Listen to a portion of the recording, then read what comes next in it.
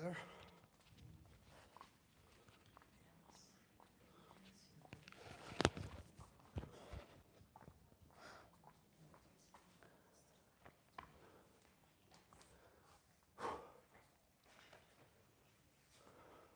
Yeah, come in, guys, please. Yes. We're going to welcome everybody who's joining the live stream. Today's class about weapons. We're going to start with defense against weapons. We're waiting for the late students to not be late. And we're going to line up whenever you're ready.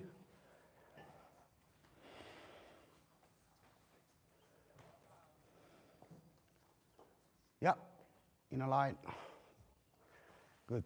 Stand straight and bow. Good. So today's afternoon class is about weapons. The first part, I'm going to teach you some defense against weapons, mostly knife today. And then Buddha-san is going to take over and lead weapon training. So he's going to teach you your weapon routines. Okay? Yeah, come in, Joe. As always, we start with a little warm-up. Feet together, lock your fingers, stretch up.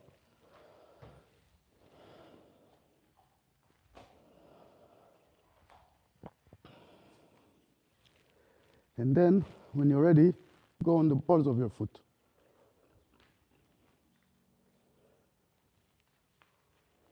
Not your toes, your balls, because next you're going to try lifting up one leg at a time and maintaining balance. You could do it from the front, then point your toes down. Yeah, try just a few times.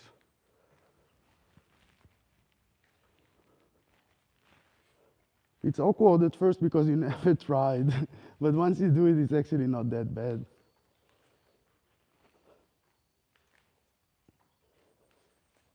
Good, and back on your feet, on your heels, and stretch to one side.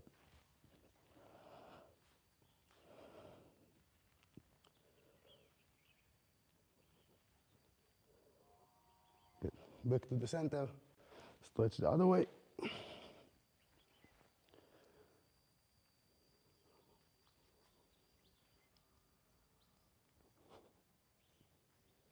Good. Same position, down.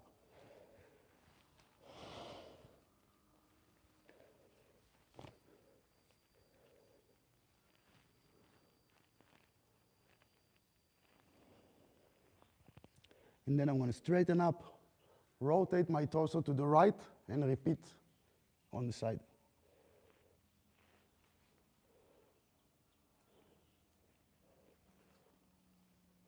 And the other side.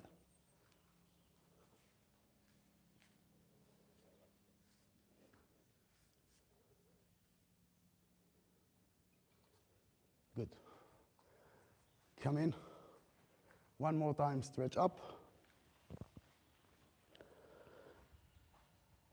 And then in a horse riding stance. So some of you know I hurt my shoulder, so you're going to get a lower body warm-up. Go in a very low horse riding stance.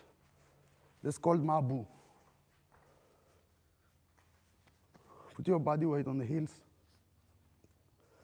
Bring your hips an inch over your knees. So not here, low. Yes, yes.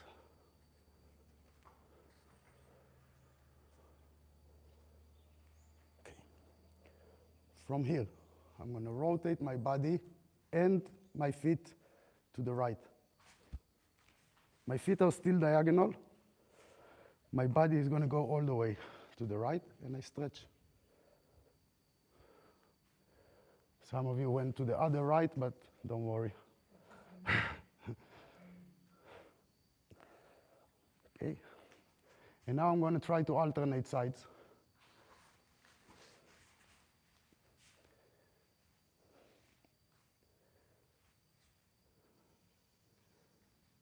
Good. Now we stretched both sides. We're going to be alternating back and forth. You come to the center, and you turn there. And you come to the center, and you go there. And if you don't need, don't stay in the center, go straight side to side to side to side. Got it? A few more. Let's have a look.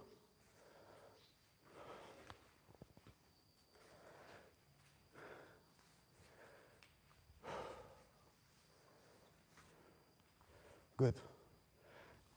Next one. Same position. I'm going to turn to the right. This time, my feet not parallel to each other, but on the same line, pointing there with the back heel goes up. It's basically a runner stretch.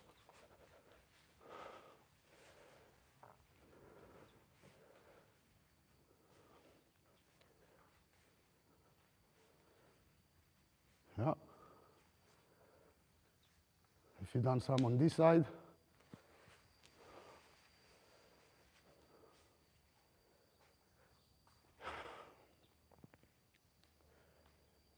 yeah, come in, Bettina.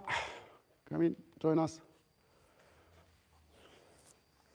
Good. So when I'm alternating sides now, you're doing it, I'm trying to avoid going up and down, and up and down.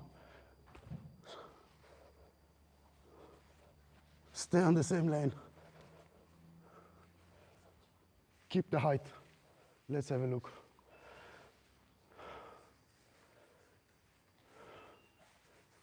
It's good.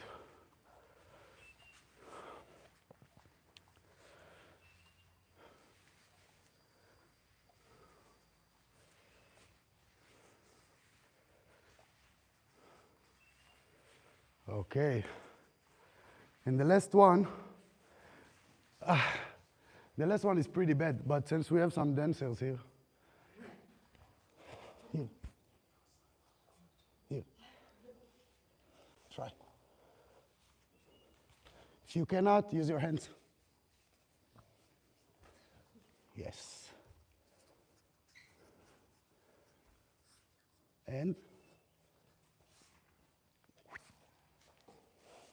other side.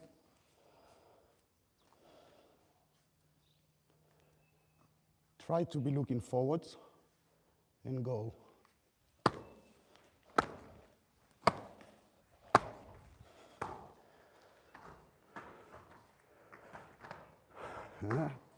It's not easy. It's not easy. Take it slow.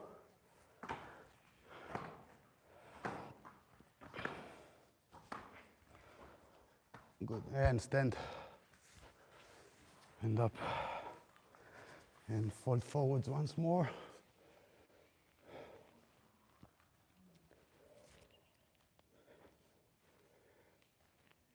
Good. Straighten up. Cross the right over the left.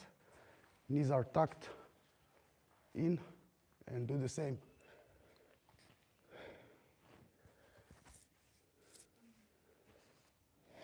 You should be feeling the back, the hamstring of your back leg.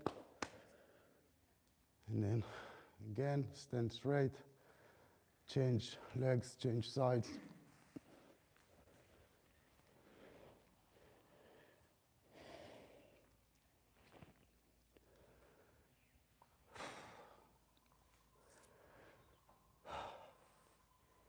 Okay, good. Straighten back up, shake out your legs, and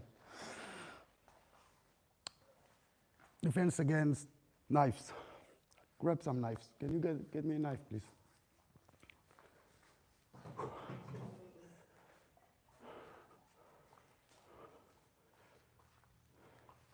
Okay. So whenever we talk about knives, one pair is okay for now. It's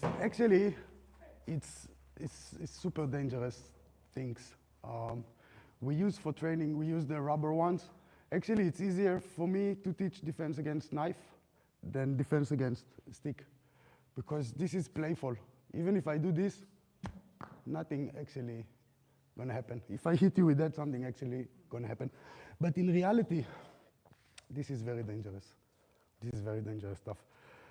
So always when we do weapon training, first we differ edge weapon to impact weapon. Edge weapon has got an edge to it. Knife, sword, broken bottle, everything that's sharp. You will have a different strategy against everything that is impact weapon. Baseball bat, chair, whatever it may be. So we differ these two, and today we stay mostly on the knife. But we also have to differ a threat situation to a real attack situation. So if I'm coming to you and you don't have a knife at this point, and I go, give me your money. No, I'm not joking, give me your money. What are you gonna do? I'm gonna give you my money. You're gonna give my money. It's not yours anymore, it's my money. Yes? Give the money, walk away. It's not worth it, you're gonna get cut. If you're not trained, you're gonna get severely hurt, okay? But what if he's doing this to me? It's just threatening me, yes? Show me the knife, give me the money, and I'm like, no, I don't wanna fight. Some teachers, they say, do something like this. I don't recommend. You're traveling with your hands towards the knife and the object. I could took the knife out of his hand, but I'm gonna get cut anyway. Now, thank you. Now, I am leading my wrists towards the sharp object. Why would I do that? Okay, I don't want to do that. I only react once the weapon is traveling towards me. Only then. Otherwise, I'm not going to touch the weapon at all. Okay? So this kind of technique, do it this hand so they can see. I could, later on, we will do a similar kind of technique. But before you apply any kind of technique, you just thrust forwards, move. Other side, move. Okay, again. I'm dead. Again, I'm still alive. I'm scratched, but I'm still alive. I will use this, whatever, then we can play, but he still have the knife. It's very dangerous stuff. So the first thing I want, just stand neutral in front of each other.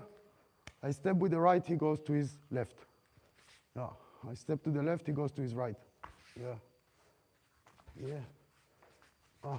The one stepping, always aim for the center. Okay? That's your first exercise. The lines are, okay, that's actually important. If he comes to thrust and stab me, okay, I saved myself, but I'm not in reach. He's just gonna come again, what I'm gonna do? He still have the knife. So I'm moving out of the way, but I stay somewhat close to him so I can go to work on that. So the step is not all the way to the side, 45 degrees forwards. Step, here. And turn your body. Try to avoid the knife. Other hand, here. Not there. Close, so you can do something about it later. Okay, first exercise, stepping out. Find a partner, one knife per partner, let's go.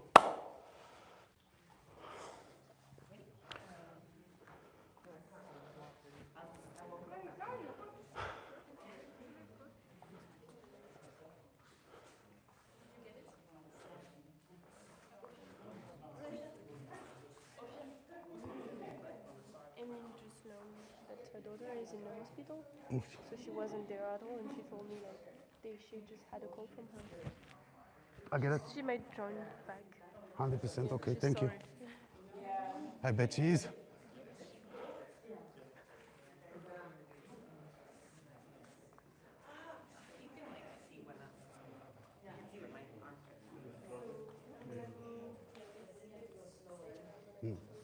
You're doing right. You're spreading your hands out. Want to do that? Yeah, you don't want to do that. I'm gonna stab you. Stay close, composed. Other side. Then you can react with the hands with each ever technique. Okay. Okay, that's good, but that's, okay, maybe that's for everyone. Guys, can you pay attention for a second? It's actually quite important. We're working against a thrust, you know? All my training about knife, it's very rare that we even got to train against that. That's really hard. We're going for the thrust. So this is a poke. This is a poke. That's not a thrust. This is a thrust. Here, from under. Travels a long way, and here is the opportunity to react. So when we do this, we might have to choose another technique. Okay, go for this. Doesn't have to, you don't have to speed up, but this opening, this is where you have to react. So do the motion correctly. Thank you.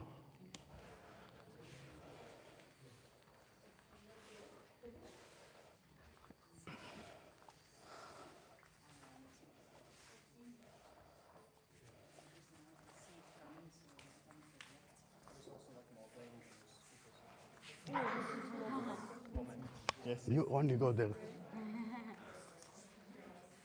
Yes. Okay, you're stepping. Do it with me. You're stepping like this. Yeah. Nah, step me. I'm here. Yeah, I have to be closer. Here. Okay, so I'm going on an angle. I'm not far out. I'm over here. Yeah. Okay, but you need to switch hands. When he's doing with the right, I'm going there. Change hands. I'm going there. Okay. Yes.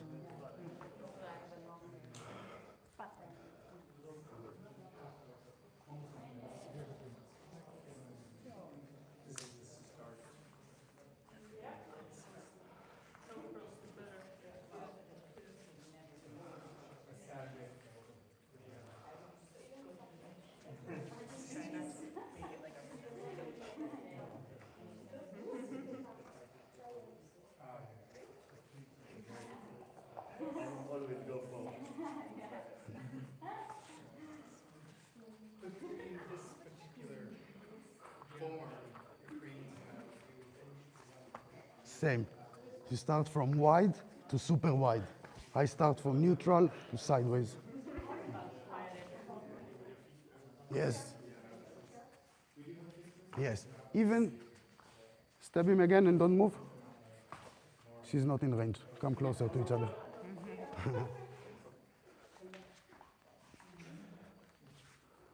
Other side. Other side. Now you're going there. And now you're going there. Now I'm going this way. Now you're going there. Step me.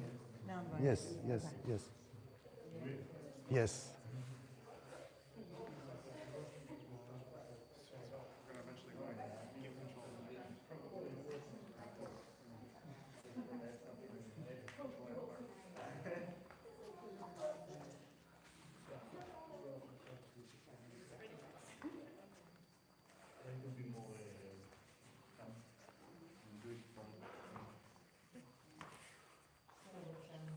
Why?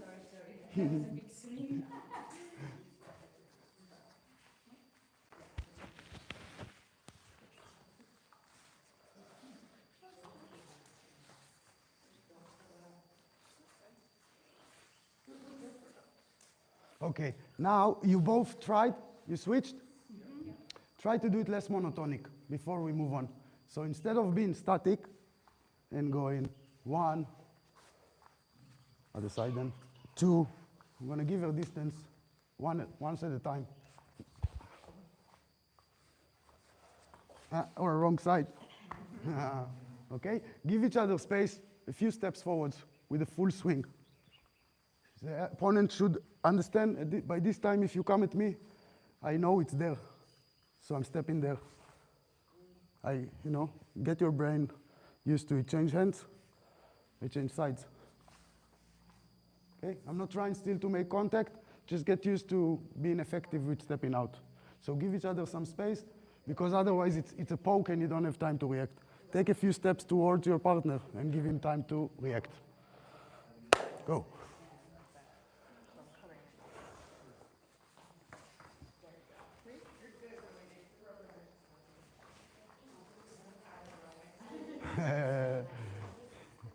In 40 minutes, you will be there.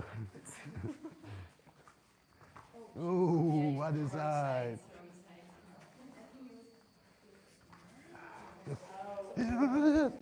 Not too many little steps. One, yes.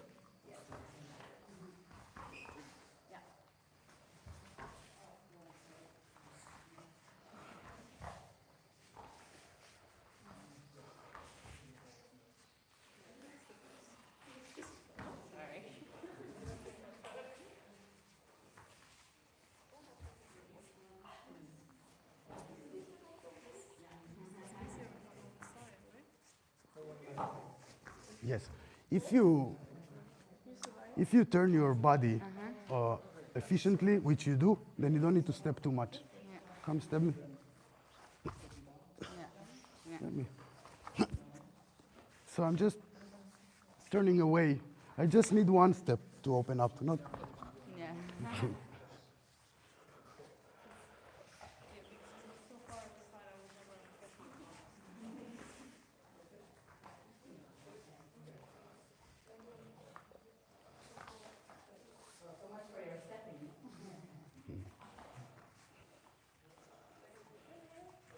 Good. Okay, good. Salute your partner. So, now the knife is traveling at you. It's time to react.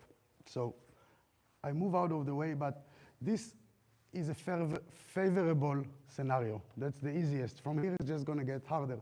But now you had time. You saw what's coming. You step out of the way. Now maybe you can do some technique. Now you can do, if you come to me, then I might try to catch and then hit. Okay, do it again slowly. I move, I catch his arm, and I let the wrist go, but I keep it here. So I push, pull, through. You might cut your hand, but that's really okay now. Okay, so don't forget to move out of the way and try to grip. If you did, then try. Okay, strike palm to palm and see if it goes out. If the knife doesn't go out, we follow. But first try to get that. Go, try. If the knife doesn't fall, there's a few things you can do. That I wish, yes, yes.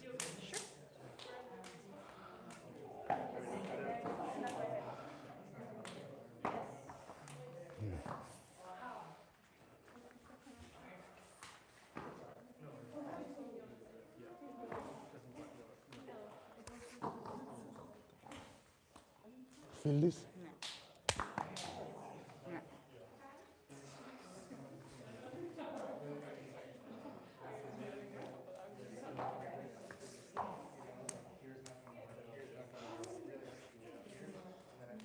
Yeah. But, you know, if the wrist is not, then it's not going. So that's why it's probably like not the smartest thing to go for unless you're 100% sure you can do it. Yeah, exactly.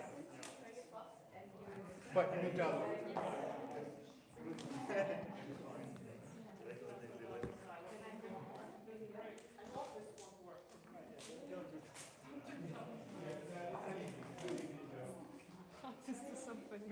Run.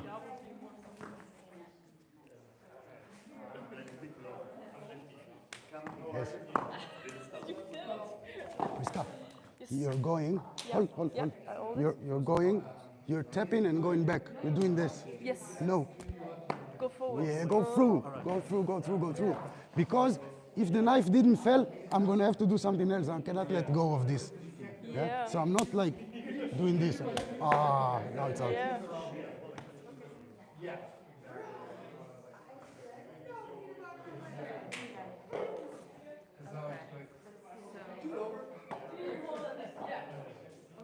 We're kind of struggling to knock it out of the person's hand. Is there a spot that you aim for specifically? Yes.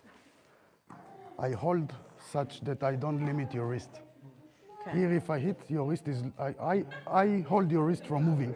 So I want to be more here, then you have movement on the wrist. Okay. And then I don't tap and go back. I go through. Okay. That's probably what we're doing is pulling back. And Okay. try that. Yes. Question. Obviously, sometimes things don't go the way you planned. So, Yes. like, he grabbed with his dominant hand, which is his left hand. Yeah, so if I, well, Was it like this? was it right? It was right. Oh, was this? Okay. And my dominant hand is left, so I would naturally grab with the left. Okay. So I would, Relax your arm. Relax. You step out because you're lefty. yeah. Okay, I see. Then you change. So have a look now when we're changing, when it's not working, Yeah. I'm trying to change the lock from wrist to elbow. Okay. Okay, so we're gonna do it now. Perfect. Oh.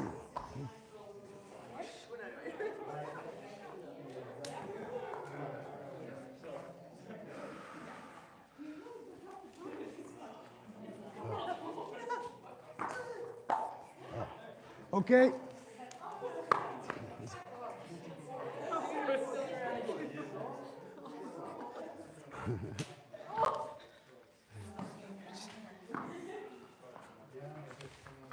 Okay, guys, good. Salute your partner. So we're doing the technique, and life is not exactly what we expected. She stabbed me with the right. I can manage to save myself. I hit, but she still got the knife. I have to keep the arm. I cannot do this. Yeah. Okay. Once I grabbed, I did this. This is not working. I have two options. If I think I'm good in control, I change to elbow control. From a bigger person, will be hard to do that. Otherwise, you have this. It didn't work. Make him blind, run away. You had time to close your eyes? Yes. No, I lose my eyes. I'm bleeding. Two options. You save yourself, you try to disarm, it didn't work, or you take the whole arm and you switch to elbow control. I will show you how. Or, here, it didn't work, one, run away. Try both options.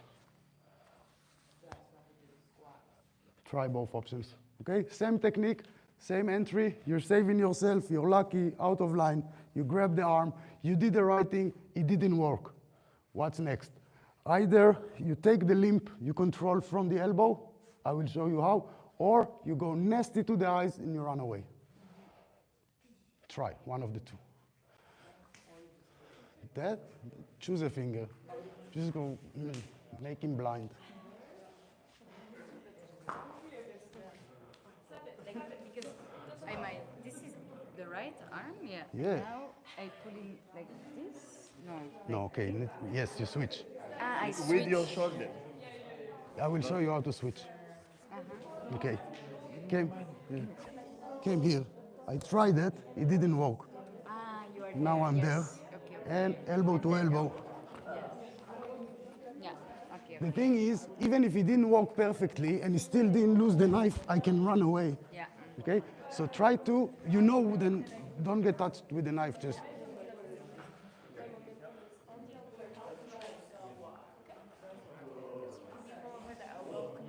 Yes. You stabbed me. This favorable situation, it didn't work. Okay? I recommend try first, pull and run. Okay? If you cannot pull and run, from here, it didn't work, I changed the grip. Now I'm gonna hold here, and then. So you switch hands, grab on top of the wrist. Yes. And you would need to go over and make your hand straight and over. Yes. With the forearm. Yes. Keep the, no, you're stabbing yourself. Yes. Yeah, give me your little hand. Okay. One decisive move. There's a pressure point there. Use the blade of your arm on the person's pressure point. Grind over with your body weight.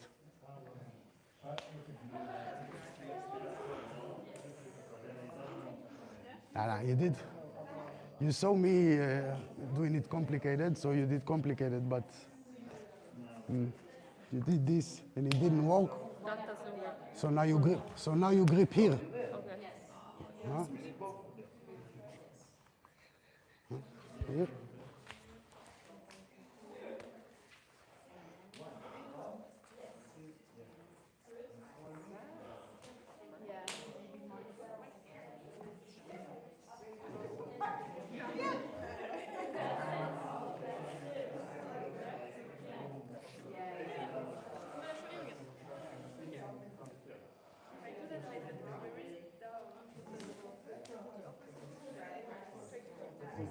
See, when things get difficult, at some moment we can predict 1, 2.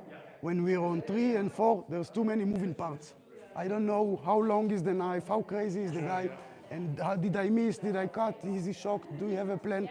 So you start to kind of improvise, and you need to start to think, how do I inflict damage on him? Stab me. This didn't work. It's not necessarily that I'm going to do one technique, but once you have it, you don't let go. You cannot let go unless you change. Otherwise, you're going to come back and stab you. So the important thing, actually, the entry. You enter and save yourself. Maybe this doesn't work. I go there, I go there, I go everywhere, but I cannot let go of this until it's disarmed.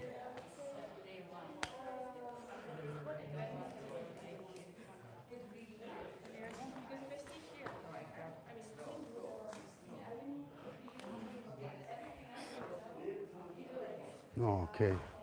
If you make a mistake, hit me. And instead of doing this, you're doing this. Don't stop. Don't stop defending yourself because you make a mistake. You're still going to save yourself.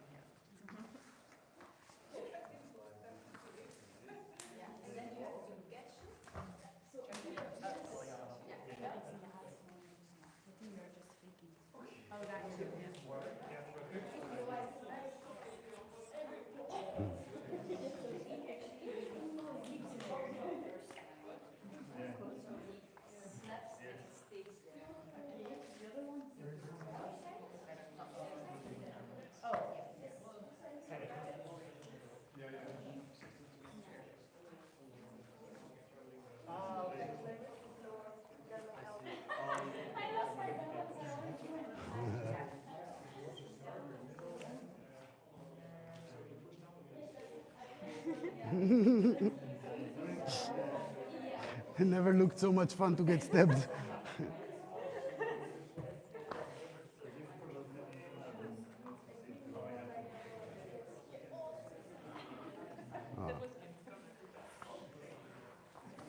Okay, guys, I'm going to try to show you something. Guys, salute your partner. Just a bit extra. This is not really about weapons. It works for other things as well. But just to give you a sense of direction, let's say that we did it, and I saved my life, and this technique didn't work, and I'm going there, and we did all that, and she's going down, but she still have the knife. Still have the knife. Speak. Tell her, go down and place your knee here. You can wait until the police is coming, no problem.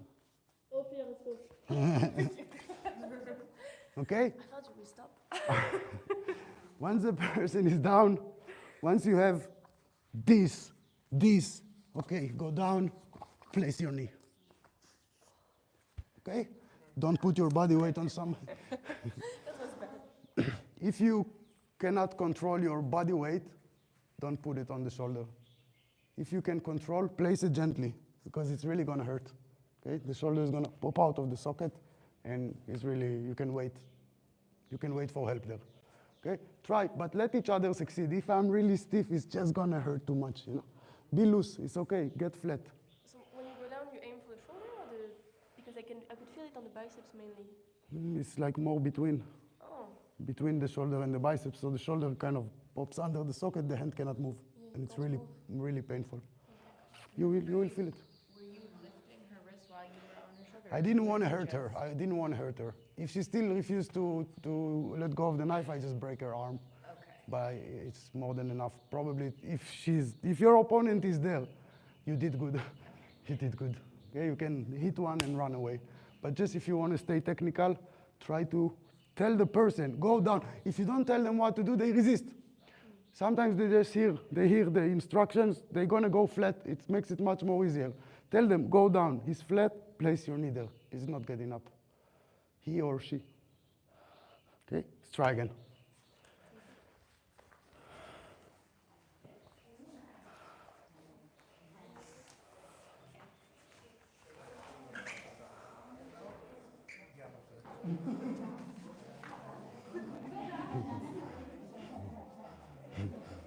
If she is not flat, it's not gonna work.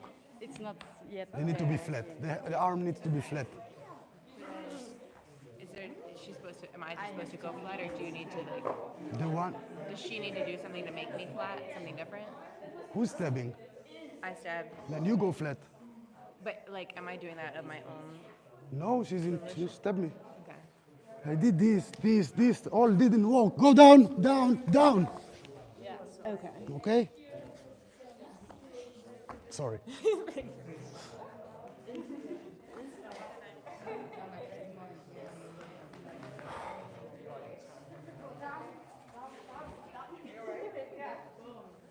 Very good. That's like police work. That's what you see in cops watch. That's what you see on television.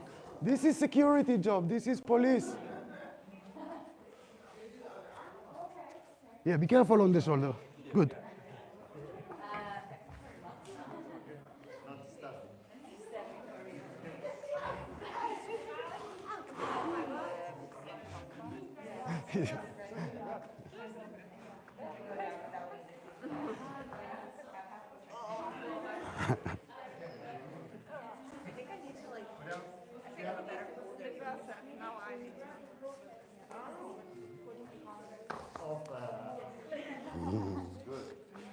See, when a person is resisting, you just have to think, okay, I'm going to get nasty. You have to do something else. Yeah. Do that. You see, hey, if it doesn't work like you wanted, it doesn't work like you wanted, slap his face. Make him flat. And now you can, the end of the technique is to put your knee Up. on the knee. Okay. Other side,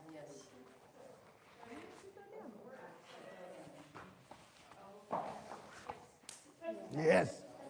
Yes. Yes, good. Much better. Very, very good. Just don't be in a hurry to lose your own balance. I am. You're falling forwards. I am. Try to do it while you're still in control.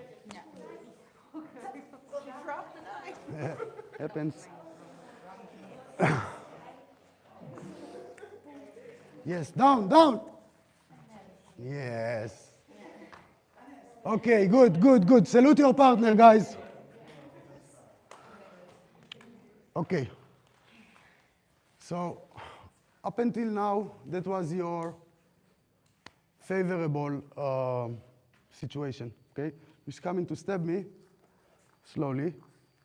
Come, stab me. You go out of the way. This is slowly? Slowly. Yeah. You go out of the way, you get it, you try, maybe it didn't work, you go all the way down. Okay. It's like what you wanted to happen. You stepped out, you grabbed the wrist like it's a computer game, but you're not always going to have so much time to react. Now, maybe I didn't step out of the line, yeah? So he's coming, stabbing me. Ah!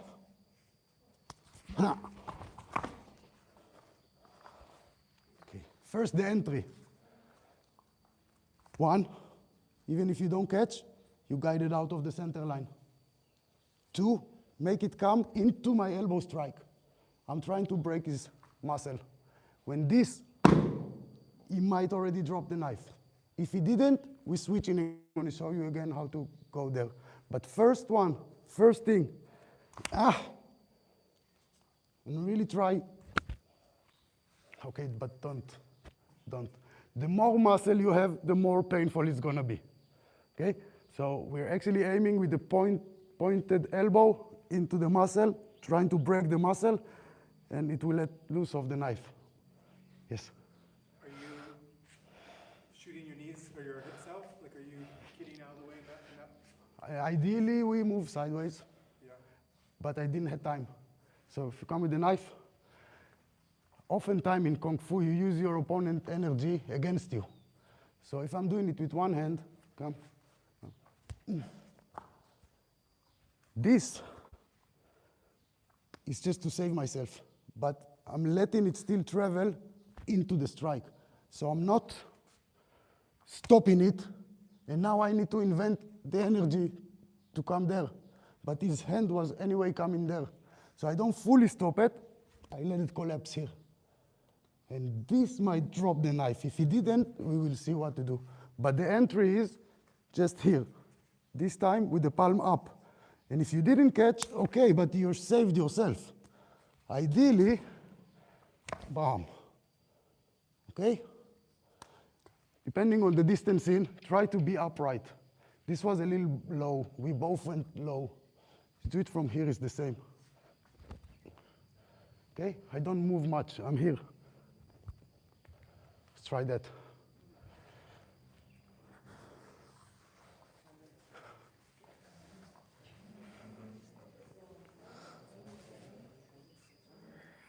No, we changed. Yes. Yes.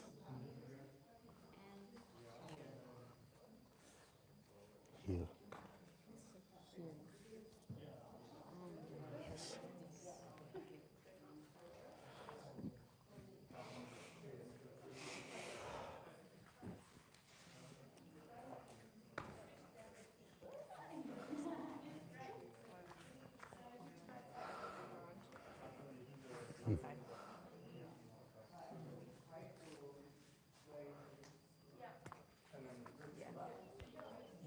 Okay. You're doing left. We just did right. Okay, okay, okay. Yeah, try both sides, it's good. Yes, but not, it's not this. Open from the side. I'm across. So I'm going with this here.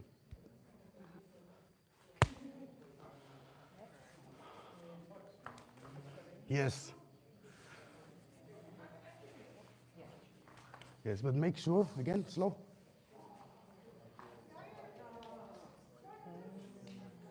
Yeah, then when you save yourself, and then you have momentum to come back with the elbow.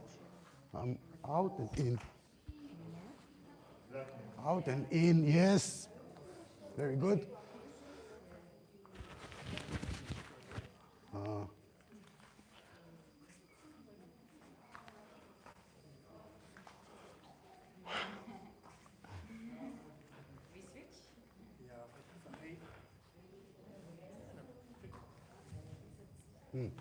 Try, instead of 1, 2, first you go from this side. So when she stabbed me, it's already guided out. But I don't go 1, 2. I let her hand, Oh, wow. Yeah, I let the hand collapse into my elbow. So don't really stop it dead. Let it, just guide it to the elbow. Yes, better. Yeah, be careful. This can be really painful. Which hand is it? It seems like I'm switching them around on accident. Okay. This. Here.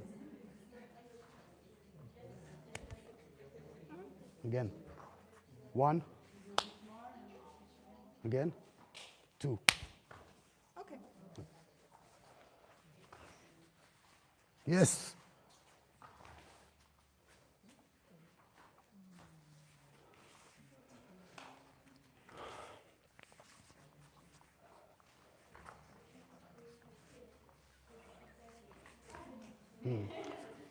Okay, good. Shake out your hands a little bit. You're starting to get conditioning in. You're collapsing on each other again and again and again. How do we switch on from there? Same. Change hands. No, first I will have to change hands. She's trying to stab me, and I saved myself here, and I hit, but the knife is not out. I need to change the grip again. I'm never letting go of that. I might come back here. Up to you. You can come back from here. But I want to control this. So even if I did this, and she still have the knife, I'm going to grip here instead before I let go. And then. Yes, again, slowly. 1, 2. It didn't work. Change. Same thing. Try to do it without getting touched by the knife. It's not so easy because you see when I'm prepared and I know what's coming, and she's gonna try to do it on me. Oh, wait. Yeah. There's no, Okay, now I'm no, there's no wait in the street. Now I'm ready. You're already dead. You're already dead. Yeah. Okay? One beat, one chance. Go, try. First save yourself, then complicated techniques. Yes.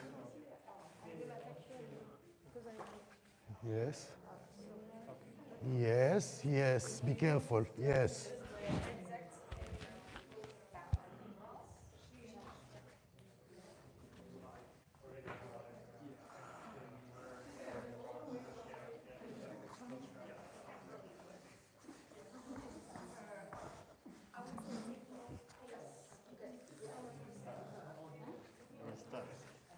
You messed up both of your structure. You did that.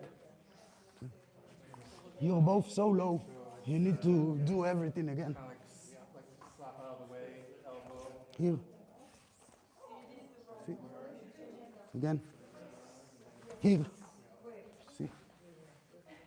Keep it in front of you. Stay away from the knife.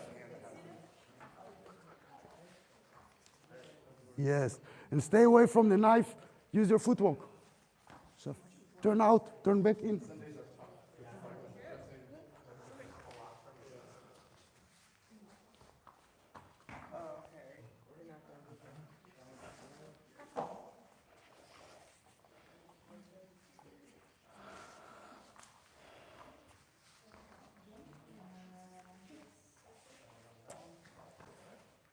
Okay?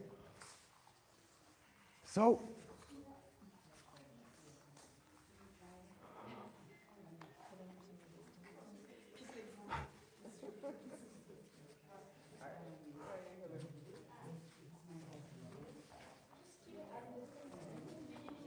if the elbow is not bent, it's not going to work. What you going to do then? Yeah. Do it with me. Did this, you changed, it didn't work. Face, hair. Don't get stuck if the technique doesn't work, just be mean.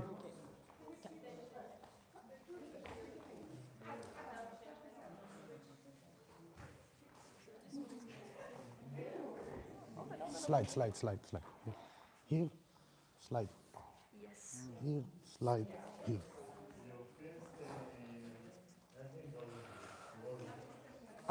Be careful.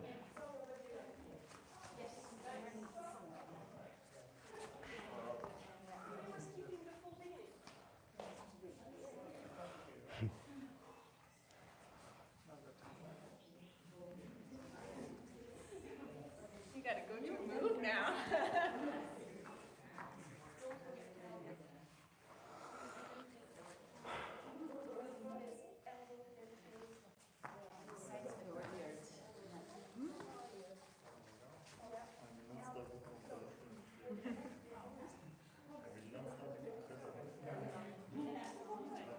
Reading the reality, most of the people will come.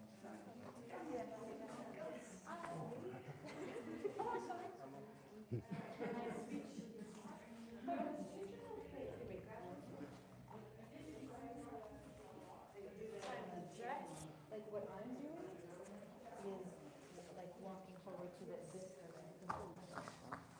Once you did that successfully, stay away from the knife. Yeah. You're keeping his knife here. You're going to stab yourself. Keep it. Okay. Yes.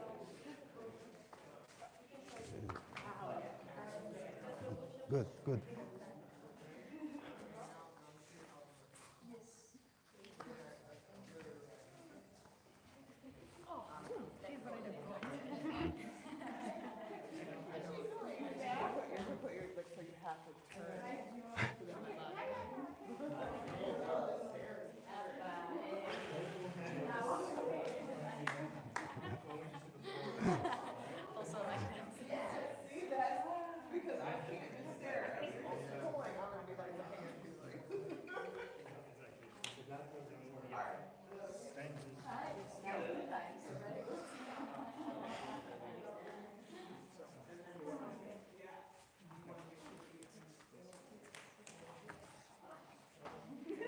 Okay, good. Good. Salute your partner again. Any questions for that technique? Guys. Guys, any questions about this technique? No? Okay. Unfortunately for you, things are going to get just worse. So now, can you give him the knife? He's going to come. He's just going to thrust here. Again. Again. And again. I want you to find this angle. This is the beginning of everything. Okay? Because I want to be going out of the line, and I want to be holding the wrist, and I want to be a superstar, but you're going to get cut. It's very dangerous stuff. So the first thing, if he comes to stab me, I'm not going to protect myself here, because I'm going to get stabbed. I see the motion. It's not a proper block, but you need to find this angle. You can come and stab as much as you want. No, not going. Okay? If the hand is straight, it's going. If the hand is out, it's going. Find the angle, and I will show you how to move on from there. Yeah? First, here. You don't need to do much. Yep. Just find the posture. Okay? Work with your partner, start slow, find the posture, and then build a little bit resistance so you see that it's actually efficient. Okay? Bear in mind, it's just the beginning. Oh, let's try.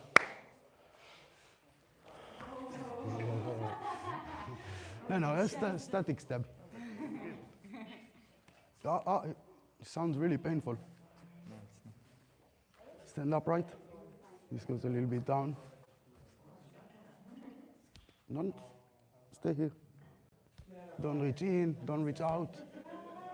Just like that. Okay? If you're going to come from around, you're faking it.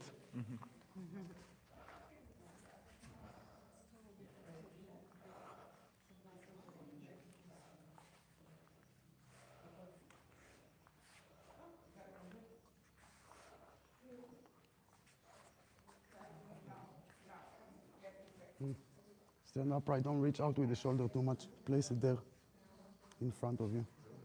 Hit. Hit. Only from here you react. Hit. Yes. Yes. Yes. If you bend a little bit forward, it's finished. You cannot. Yes, you don't even need to move it a lot. Okay? You're cheating. Now you're cheating.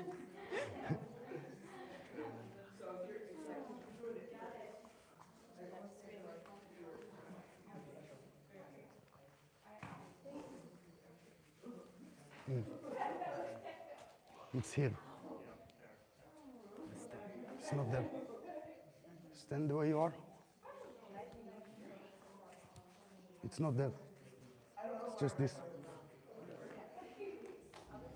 Getting bruised? Getting bruised?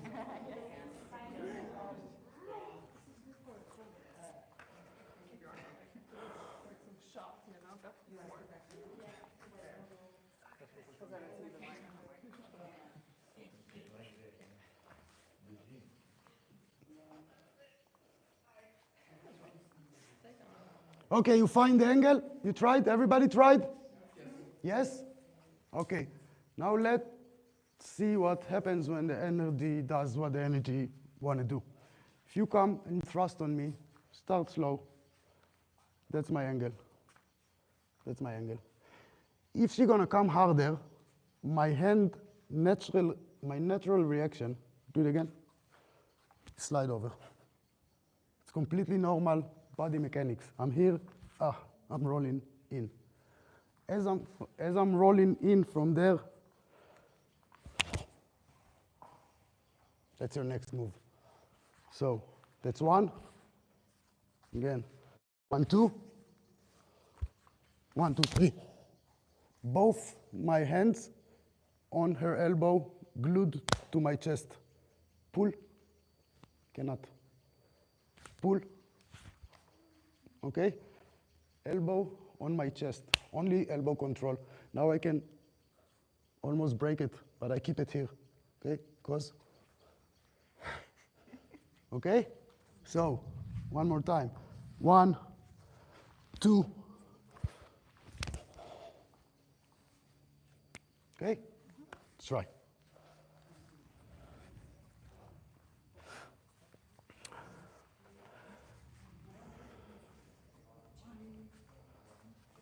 Yes. Yes, but you slept yourself. Yeah.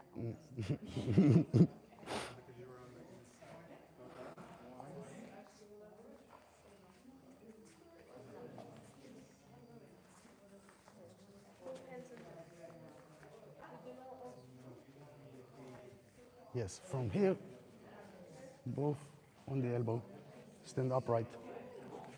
Upright. You can pull the knife. Try pull the knife. Cannot. If you place your, relax, relax. If you do the same, say I got her arm here, okay? If I really don't want her to let go of the arm, what I need to do is that. Pull, pull, okay? You don't always want to do that. You want to put your sweat on my body.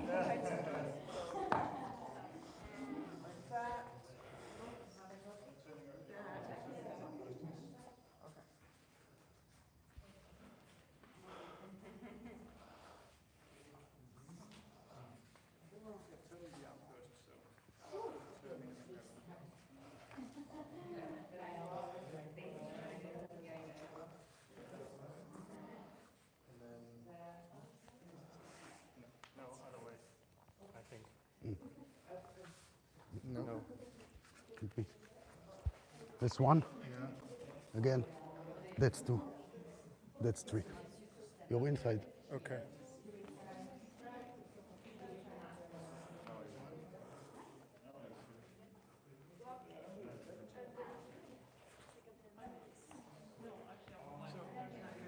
Not really having, you don't really get leverage, do you? Oh, You could. I mean, You could. is it like, Wait a second. what am I doing? Give me your arm. Huh? So we are, relax. We're here, right? Yes. Oh, wow. What the hell? And maybe you can leverage there. Yeah. Knack the elbow, move it, it's nothing. It's okay. But you see, it can be enough of a reaction, enough leverage. Yeah. When you think about it, So what did you do here? Just, I mean, yes, because I don't, if I take it away from my chest, give me your arm for a second. If it's not on my chest, from here, you see, here and here she cannot move, and I can still push in. So I knacked. I will touch my chest. If I find the opportunity, I will do it as she pulls. When she pulls, she opens her tendon, and then I'm going to hurt her. But you definitely can get leverage there. all right, yeah.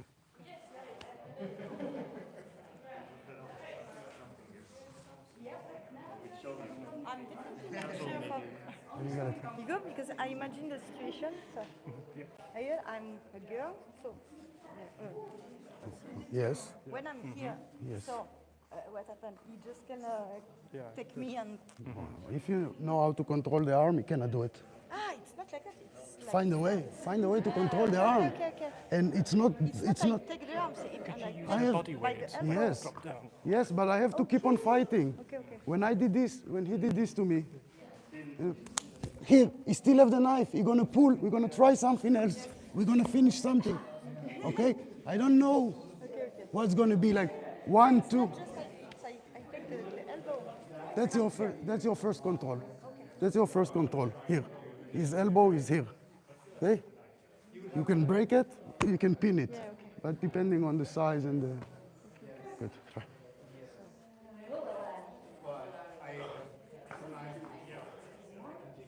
Yes. Take down from there. We watched you, but then we tried it and we messed up. No, it's very complicated. Oh, okay. It's super complicated because the next thing would be, so this technique, there's more levels to it. So if you really actually come and trust me, you get a groin strike already, and I bite, and I will do whatever it takes. But the important thing is, now I'm here. I'm not looking at you anymore. I'm only busy with this and I'm not letting go. Maybe this. But switching the arm here without getting cut will be hard. So from here, you actually need to start fighting, making damage, so you can. Do you have defense against their other hand? Like, how would you? They're not going to have time at all Oh, okay. to use the other hand. I'm going to break your arms. Okay. Come here. Oh, stab me. When did you use your other hand? There's no time to use the other hand because I don't stop coming. Okay?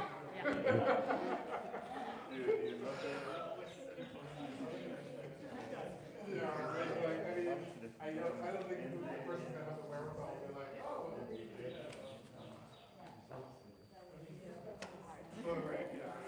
oh. Okay, guys. Just a couple minutes with the same partner, freestyle. He's coming at me with a knife. He's only going to thrust, only going to stab. I have a few options. Or I do this. It doesn't work. I go there.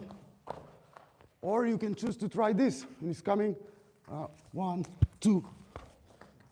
Or when you're not reacting very well, but he's coming still. Or he's coming at you and you're confused. You know, you still didn't got it again. Whatever comes. Everybody is good with a different technique. You may be easy for stay on the line. Big guys, maybe they want to take the arm. They can make damage from there. But don't never stay on the line.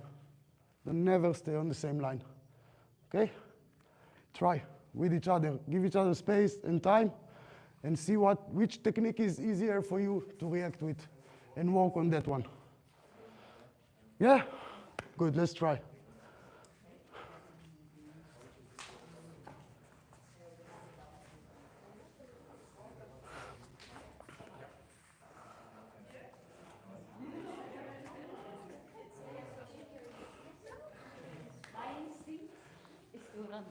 Best. Best. Yes, very good. Kick his face, go away.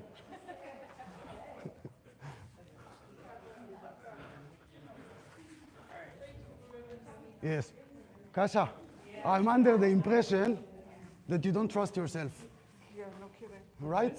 So, if you don't feel comfortable doing complicated techniques, but never let go of the arm. Never let go of the arm. Make him blind, make him regret. Never let go of the arm with a knife. Yes, good.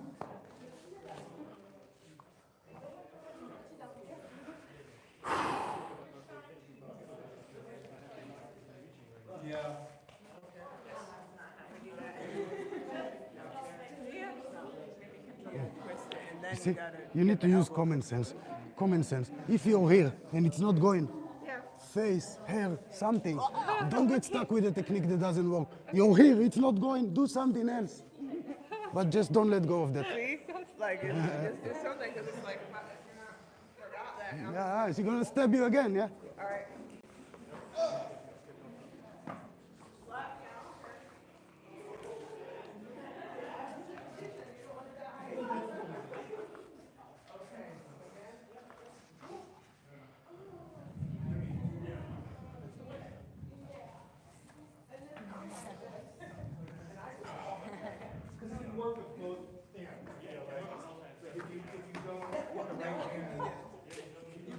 Back on top of me. You can get on top of me like Yeah. No. someone that doesn't drop the knife after you're like that, they're just being Yeah, the knife is probably not in your hands at this point. At this point.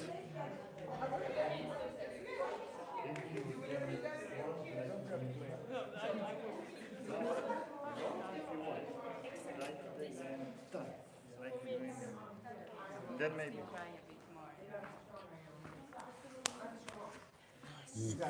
Good. Nobody is good. Use common sense. Yes. If this didn't work, you're trying to go there. Then I try to go there. No, here. Don't stop, don't let go, keep coming. Maybe this technique didn't work for you, still get damage. Yeah. I tried once, I want to get the knife out of his hand, but Not easy.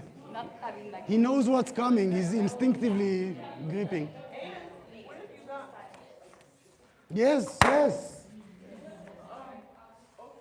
Yeah. So another thing is if she has me down like this, then I was gonna say, can't she, like, you could also just right now hit me in the face, right? You even, maybe you should. Maybe you should. In the case that I'm holding her, let me, if I'm here and I say go down and she goes down, I don't need to. If I say go down, she's resisting, try again. Boom, try again. Boom, try again.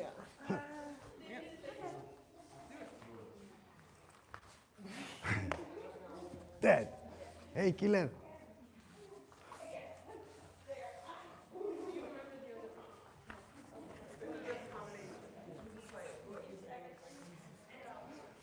Okay, guys. Good job. Good job. Salute your partner. I want to give you another thing to think about. First time, because your hands are getting bruised because of the conditioning. And second time, okay, it's not very much, say, kung fu, but it is common sense. If I see she have a knife, what do I do before?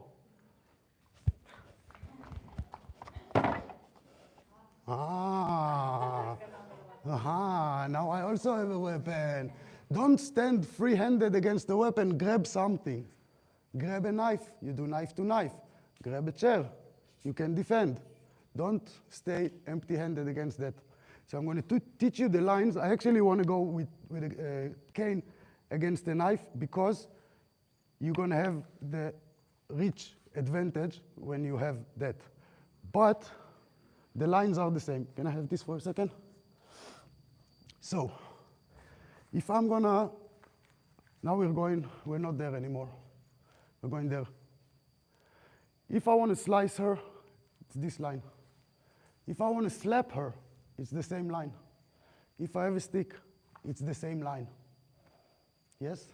It's always the same line. That's the body mechanics. From the shoulder to the hip. That's normal reaction. So when she's coming, we call it diagonal number one. That's the diagonal. Do it. That's diagonal number one. Do it slow. Yes. Now come and cut me with this diagonal. I react with the same. She comes one. I come one. She comes two.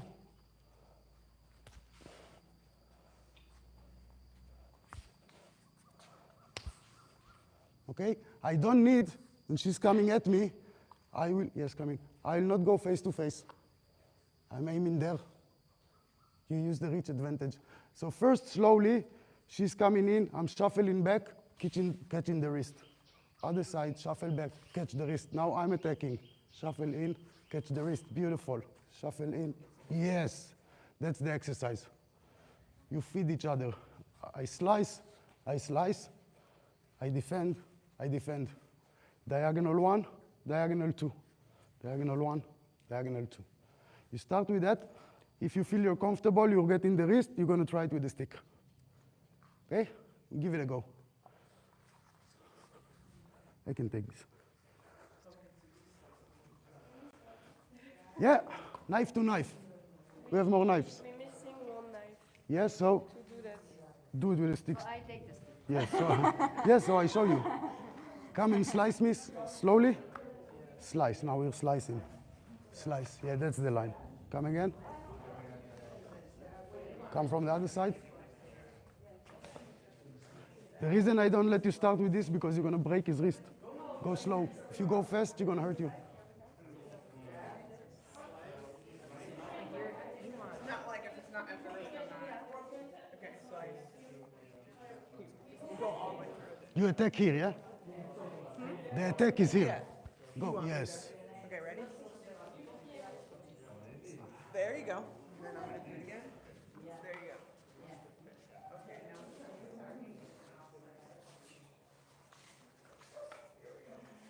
If she's coming at you, you're shuffling back. I'm gonna Try. Ah. Yes. Yes. Keep it happening far away from you, so shuffle back. Keep it happening far away from you, so shuffle back and just reach the wrist. Yes, just the wrist. Cut the wrist, yes. Do you want them to shuffle back at the same time? They probably have to. Okay. Yeah, you could do it statically, but so.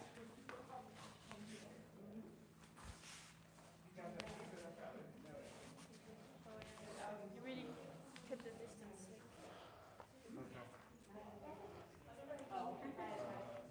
Use one hand. I give you another small one. I mean, you go.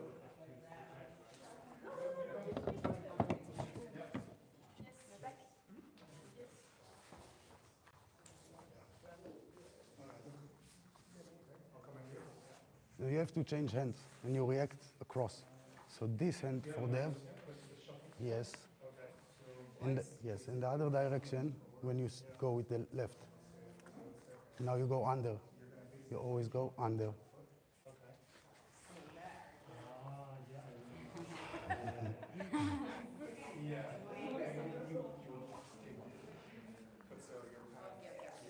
Okay, this is my hand. No, No? no, you have reach. You have reach. Okay, okay. I actually felt that here. No, no, no, I don't care. It's better to feel it.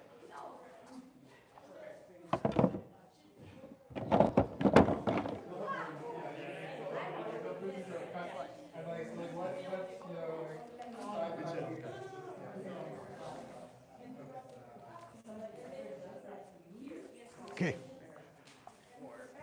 Think about it. When you're gonna do like commando training, think of this. This is a flashlight. And I'm holding it here and I'm aiming it at the weapon. Come. Oh, so you're not coming from above. You're coming from below. Yes. I mean, the exercise for them is diagonal 1 to diagonal 1. But you better start from aiming it here.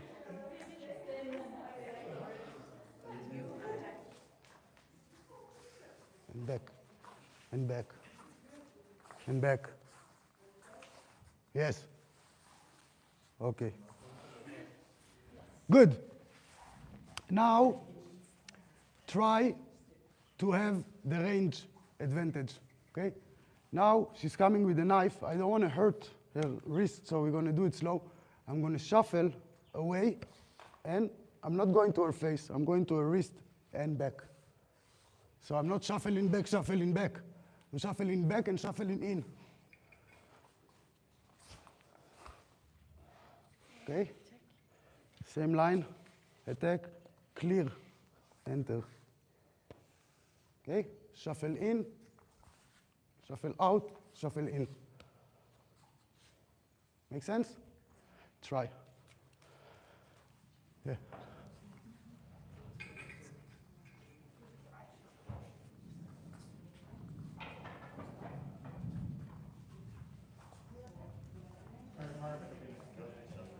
Initiation. And then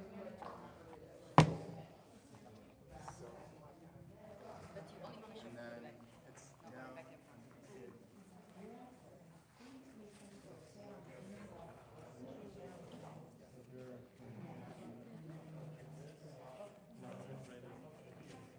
Oh, you shuffle back. You attack me. I shuffle back and then shuffle in. Now she is predicting the move, but I'm smarter.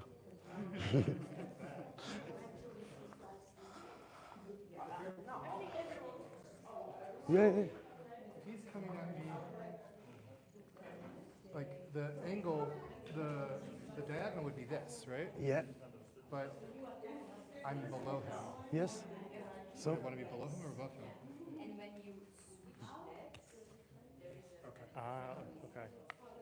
Yeah, okay. Okay.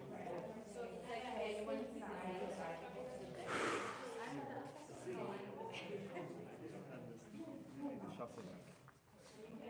It's like it's strange for me to go with the two legs back.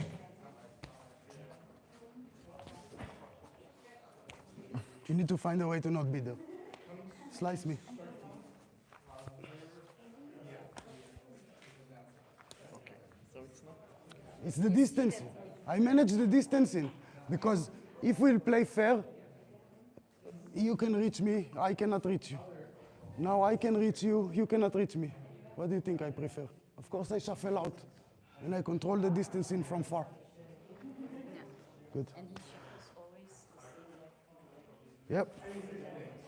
If I understand, it's going to be, you're going to be like, Okay, good, guys. Salute your partner. Let's put the weapon back where we found them, put the toys back, and line up.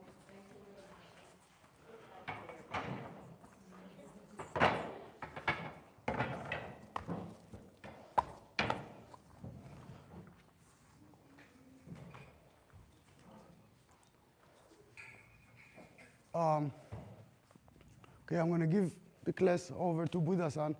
He's going to teach you a weapon. I just want to say, if you see a weapon in real life, what I actually expect you to do, bring your hands up, say you're sorry.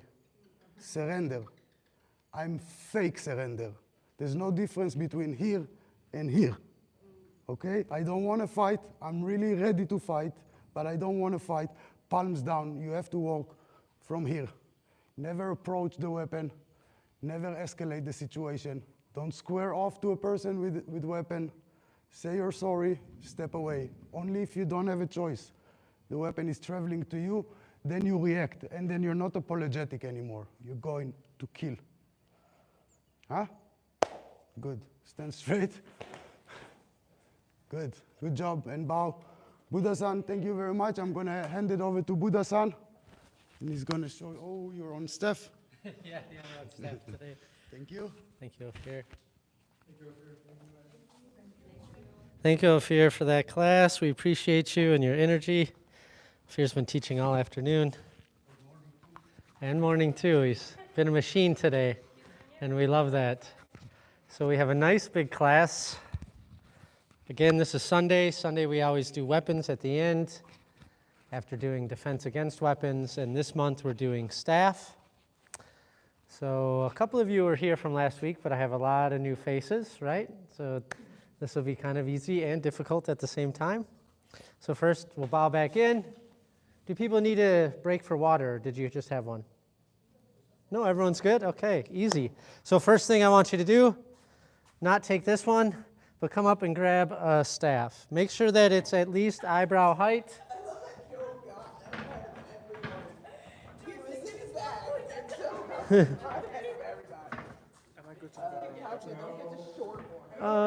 I mean, if you want, you can go outside, but I also want to take a look at yours. all right, yeah. Yeah, so I'm going to want to take a look at yours. All right, so everybody, let's line back up as soon as you got your staff, right? So we're going to get into this. This should be pretty interesting and fun, hopefully for most of you. Those of you who were here last week, which I believe is just Joe, Mimi, Bettina, Kasha, and Liz. So pretty much that back row. You guys can just maybe stay there, and I'll bring everyone else a little more forward. And you guys, I want you to just review what we did last week and do your best to remember. Maybe slide a little bit to your right so that Bettina's not smushed in the corner. Right? If you know the whole routine, if you want to go outside, you can. But at some point, I'm going to want to learn. David, you're going to be up here. Right? So, Priska, are you going to stay with us? Yeah. Do you want to supervise this group here, or do you want to look at Fred?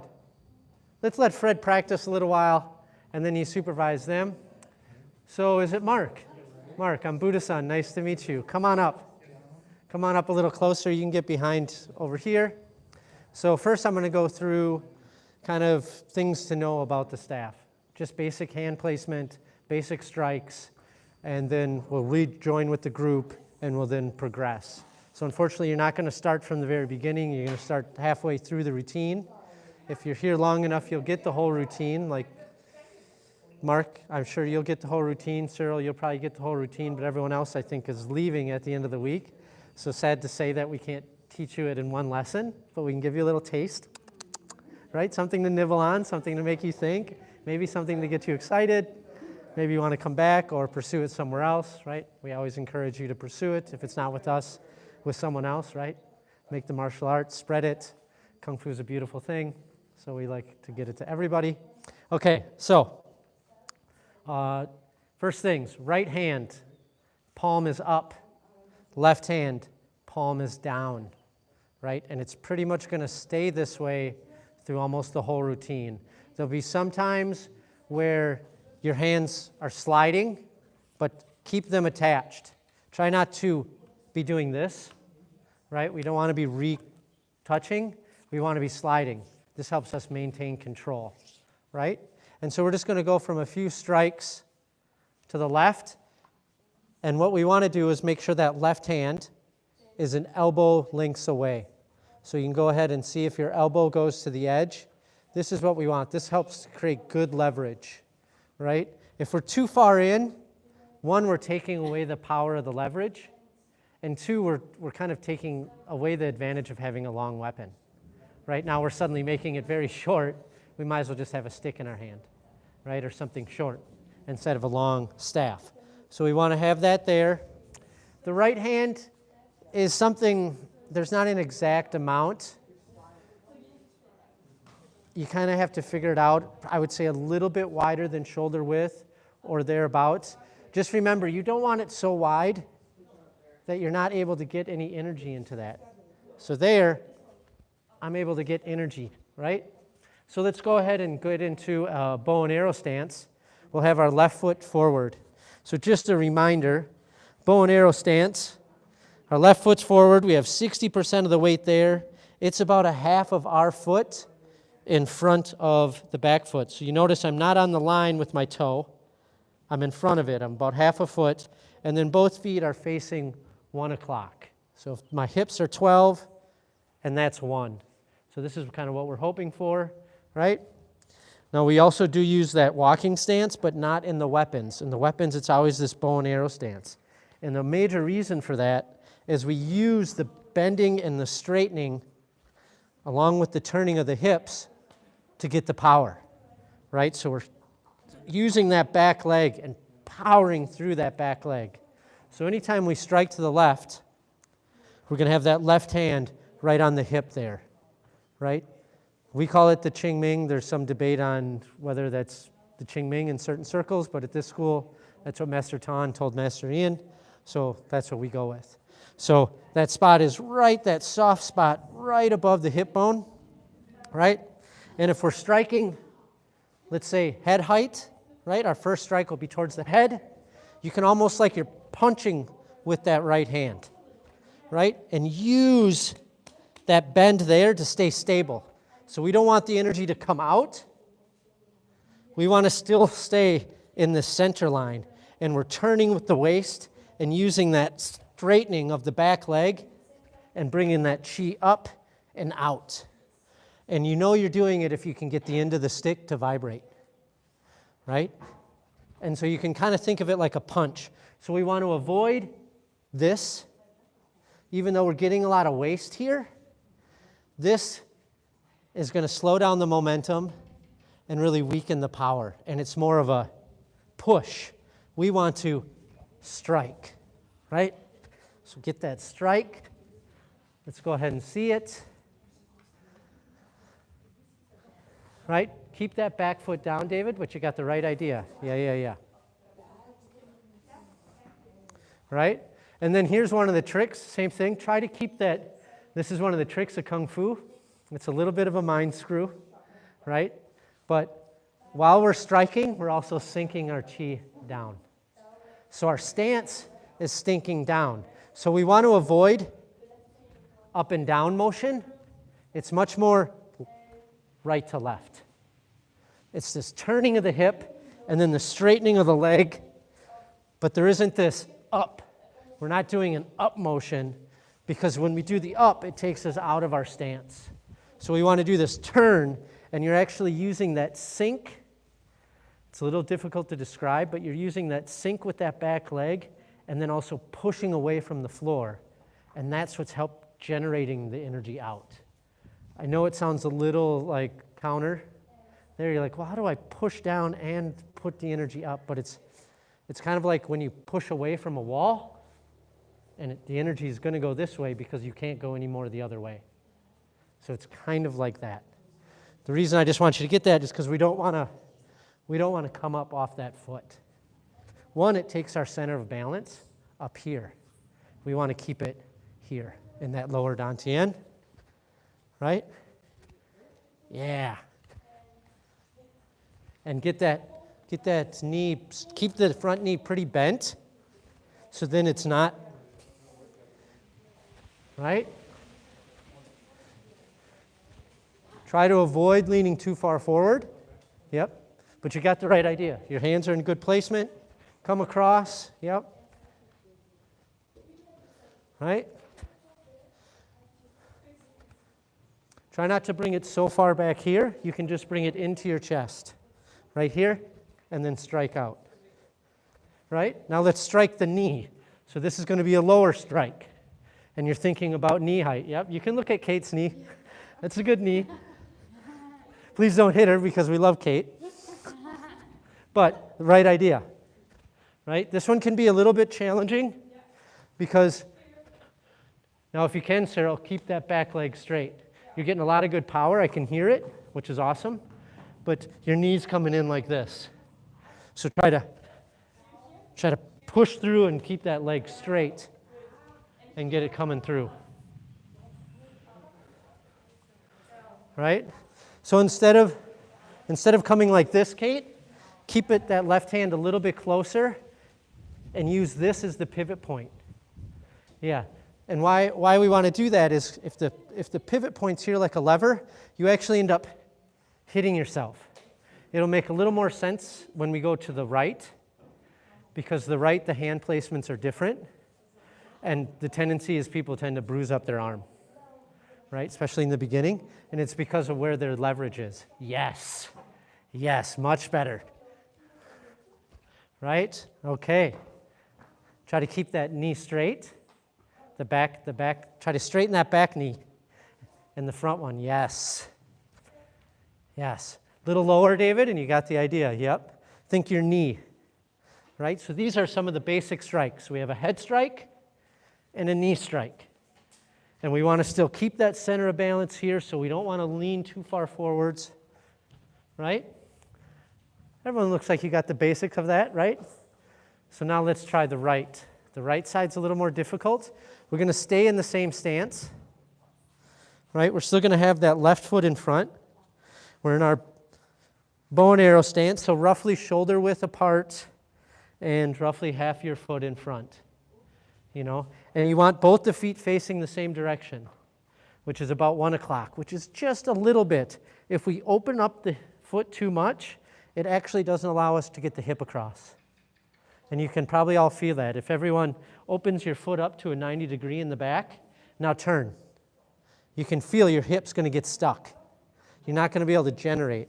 Now close it. And now see how much movement you can get in that hip, right? So there's logic behind everything we do, even if we don't always understand it. Same reason in the front, that knee. Wiggle that knee when it's at 1 o'clock, right? You can kind of feel that. It feels pretty stable.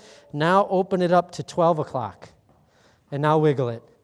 The stability is gone, right? So the idea is there, if we were to get hit in it, we could take the damage a little bit better. You get hit here, both sides are stable. You're unstable, right? You're destabilized. So this is why we turn it in, right? I know in the beginning it's pretty hard to remember all that, because who walks around like that? None of us. Right? No one's walking around, 11 o'clock, 1 o'clock, let me make sure, you're just walking, right? You're just walking. But in Kung Fu, we want to have that stability. So just in the back of your mind, if you can do that, awesome. It'll make your striking also more stable. So when we go to the right, this is where it gets a little tricky. So go ahead and get that right hand so that it's an elbow distance away. Right?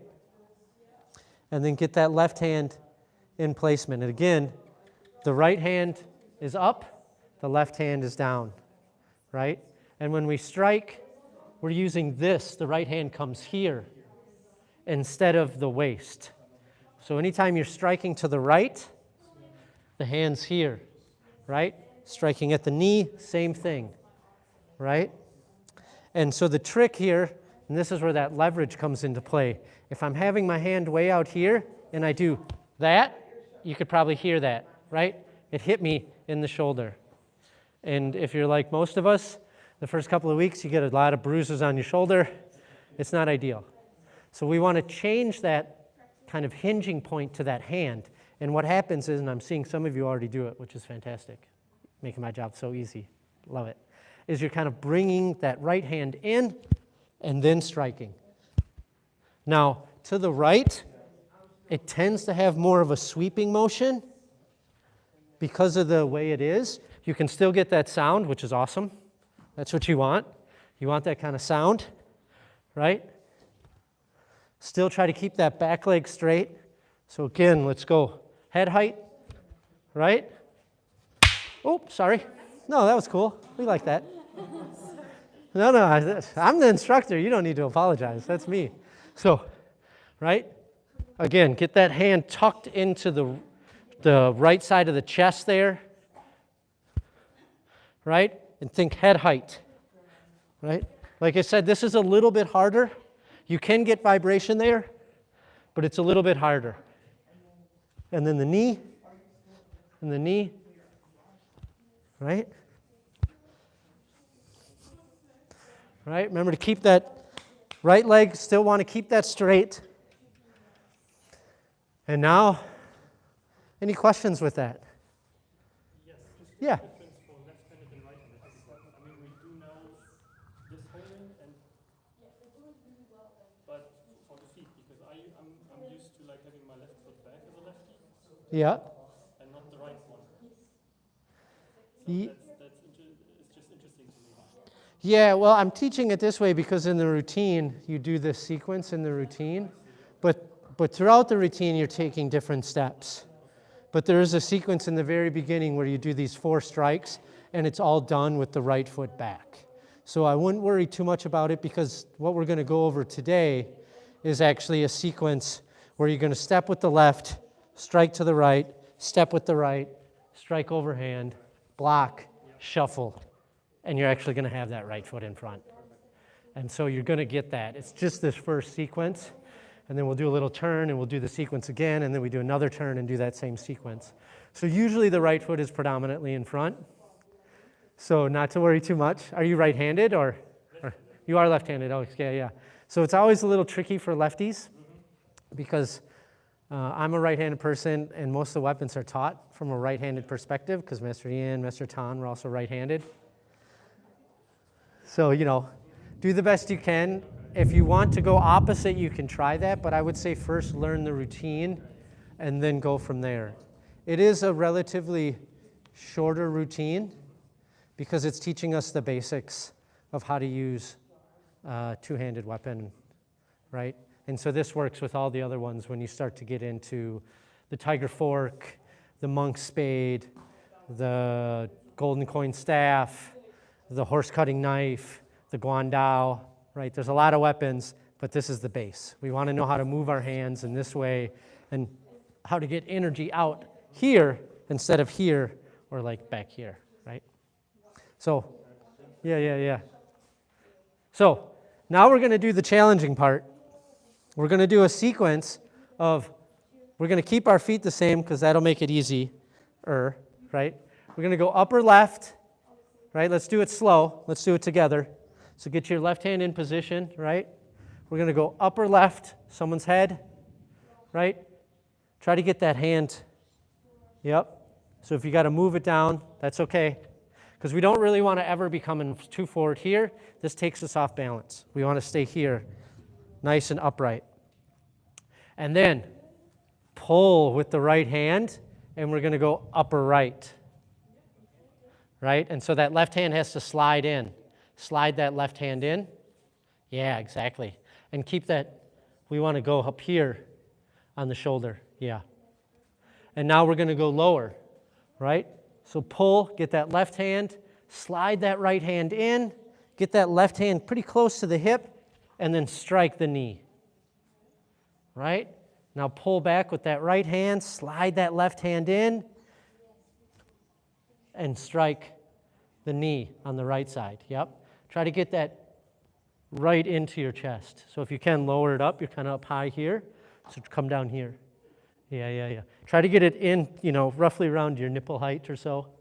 Right in there in the kind of side boob area, And then we're going to just go back. Pull. Get that left hand in position. Slide. As you're doing that, you can kind of bring the left in there, still keeping the right close, striking out. Upper left, right? Then we're going to go upper right.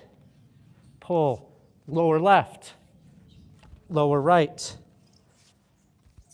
Upper left. Upper right. Lower left. Lower right.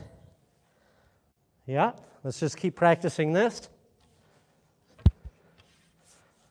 The sliding of the hands is the tricky part.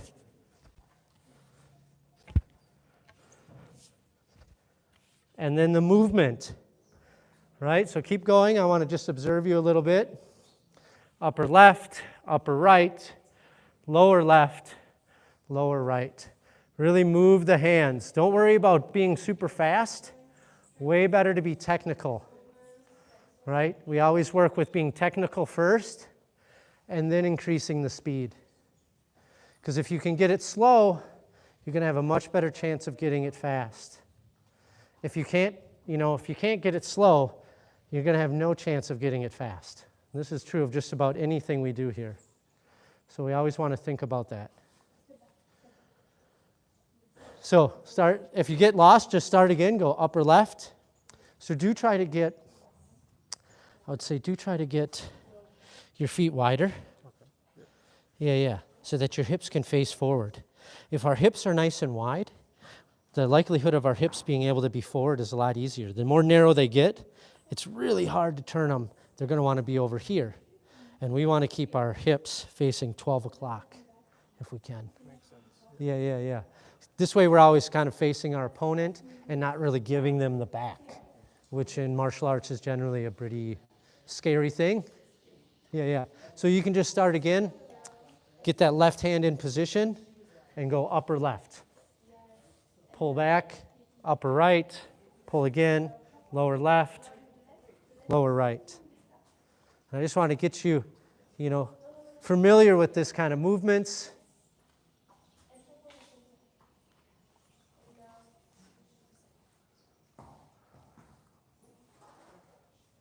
Right? Have nice control. If you have any questions, I'm here. Please ask. You could even go with a little bit wider stance. You're pretty tall. Yeah. I think it'll be easier for you if it's a little wider. It allows for the hips to be squared. When they start to get in narrow, they just naturally want to turn to one side. And then you can really sit in that back and use the momentum of the waist and the straightening of that leg to try to get that power through. Instead of you kind of lunging forward a little bit, which, first day, it's to be expected, to be totally honest. But, we always want to improve, right? But we always start where we're at. We don't start where we think we should be. We start where we're at. Like, that's just the way it works with our body. You're nodding like you know. As a professional dancer, I think she knows. Yeah. You want to do the super cool moves, but sometimes you have to learn the basics first. Get that body energy ready. So if you can, that's a good spot for your hand instead of here. Yeah. So try to get it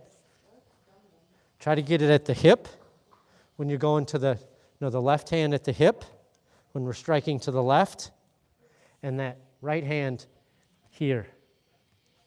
And so what can help, now that you guys are kind of used to it, as you're making that transition, kind of pulling it in, and then the leverage comes from here instead of here. Because when we do this, the energy is getting somewhat transferred back here. Because we're turning it, our leverage is here in the middle, when really we want it to be on the hand. And that's going to have a lot more control and a lot more power and a lot more accuracy. And then if it does hit something, if you're out here and it hits something, this is not nearly the same amount of control as here, right? If you want to change, you bring it kind of here, close, and then Something like that, yeah. So if we're here, right, and we just did a strike up here, I'm letting that slide down. I'm getting it into position. Now I'm doing this all at relatively same speed, and as I get that left hand in position, I can start to bring it in and then explode up. But my leverage, my turning point is here on my hand. So the energy is going to the end of the staff. And it takes a minute to get that, but we just want to avoid, right? One, I'm not able to get it all the way through unless I really turn my hips. But two, more importantly, I'm just going to be bruising my shoulder and I'm dispersing the chi, right? We want the energy to get to the end of the staff. This is part of the purpose of this, right? Okay. I think we've probably done that enough, yeah? Everyone feeling, you have the basics there, you kind of understand where we're looking to have our hands. Making the shift takes a minute, and what I mean by the shift is shifting from left to right. But what we're going to learn today, there's only really one or two spots that you really have to focus on that shift. And it's kind of a little bit easier than just the 4 strikes. The 4 strikes is the beginning, so now you've kind of learned part of the beginning, and now we're going to go into the middle. Priska, how are they doing back there? Yeah? They want more. Awesome, let's do more. Yeah, that's what we want to do. Okay, so where did we make it to? We made it to after this, we made it to the staff, we made it to here, we made it to Okay. That's fine, because that's where we're going to start. That's where we're going to start. All right. So, I'm going to play with your spatial awareness here a little bit, because we're going to move this way, and then that'll end up being our center. So, the new people, you don't have to worry so much about this. But for you guys, it might play with your minds a little bit, but that's all right. Kung Fu is all about being adaptable, right? So, we're going to start from this position where our right foot is forward. Right? Everyone have your right foot forward. Right foot forward. Have your right hand in position so it's an elbow length away from the end. Right? And we want our right hand up, left hand down, and we just did a strike right into throat height. And that right hand should be into your chest. Just like we do like any kind of strike to our right, that right hand is in the chest, right? So what do I mean? Right here. And we just striked here. So we don't want to be way out here, and I don't want to be way out here. I want to have that tight. There's a way to get the hips in there, right? Get a little jiggle in the hips, right? And we just hit someone in the throat, okay? So the jiggle and the throat strike are a little bit contrary there, but that's all right. Right? So from here, we're going to take a step with the left. I like to bring this down a little bit. You don't have to bring it down a bunch because you still want to keep that right hand close to the right chest. So actually, you don't even have to do that at all. I just like it for a little bit of momentum because now you're striking to the right. Right? We're doing the right knee. Right? And then, as you step forward, you can rest it on your shoulder, get that left hand in position, get the right hand to slide down, and now you're striking forward. And we want to leave with it parallel to the ground. Right? And I'm doing that very slow, but ideally we're moving at kind of relative comfortable speed. We don't want to rush, but we do not want to linger either, right? From here, we're going to block. So when we're blocking, I think everyone's probably learned some of the Sum Chien, right? This? Yep. So it's the same idea when you're blocking. You want that hand curled up, elbow kind of in the center, and the stick in front of us. Do not pull it back like this, because what would I be blocking? Nothing. You're not going to block anything here.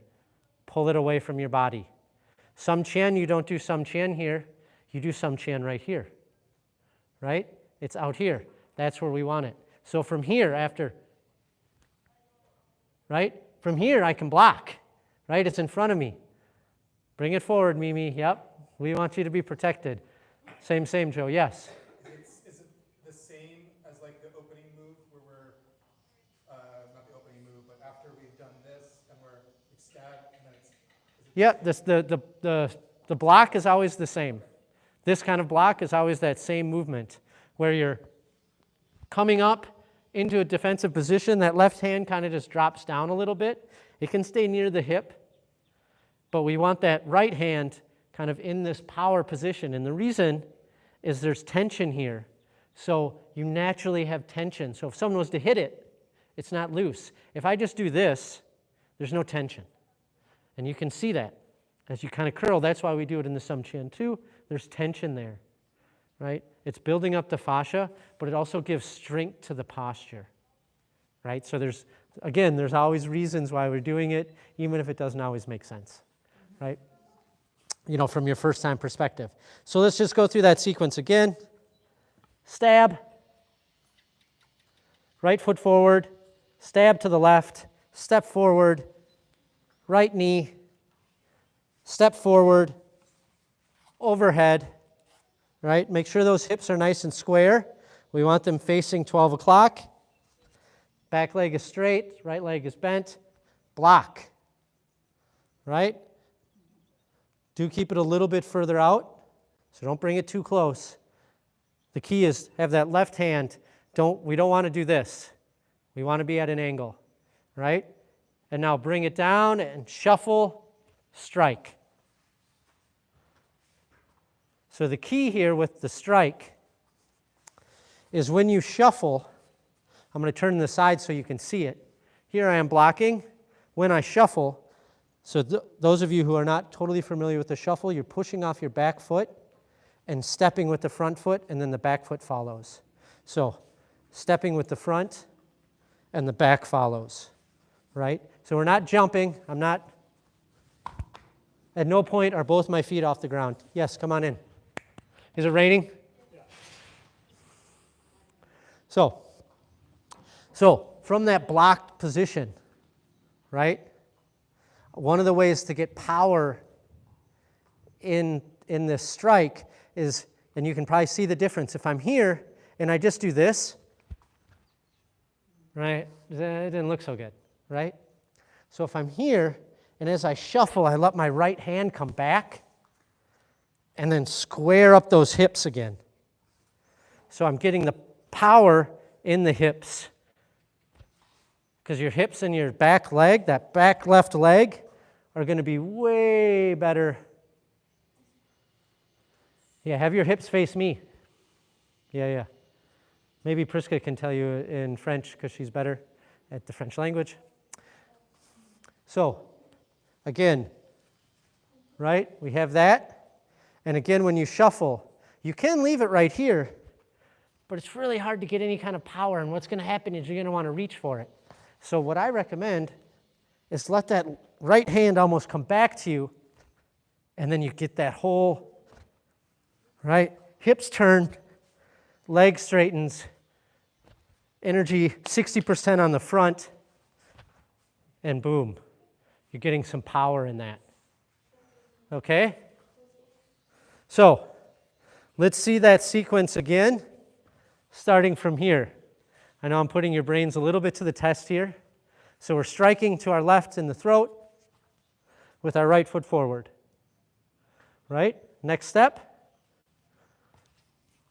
Stepping forward with the left foot, striking the right knee. Right? Now stepping forward with the right foot, doing an overhead strike. Right, now block,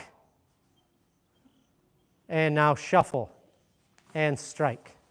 So we don't want to strike till we finish the shuffle, but that's the idea. Here, shuffling, once the feet are planted, then you strike out. That's one of the principles in Kung Fu. Very rare is it not the case. Step first, then strike, right? And to help you remember the sequence, you're always stepping before a strike. The only time we don't step in the sequence we're going to go over today is when we block, right? We do the overhead, but we stepped, right? Here we are. Here, I'll do it with you. Get into position, right? Step forward, strike. Step forward, strike. Block. Step. That's a shuffle, but a shuffle's a step. And strike, right? Now from here, we're going to do something called a 180-degree turn, right? It sounds more challenging than it is. That looks really cool. This is maybe not as cool looking, but has function. So everyone maybe do this with me. Get yourself into a bow and arrow stance. Right foot forward. Both feet are facing 11 o'clock.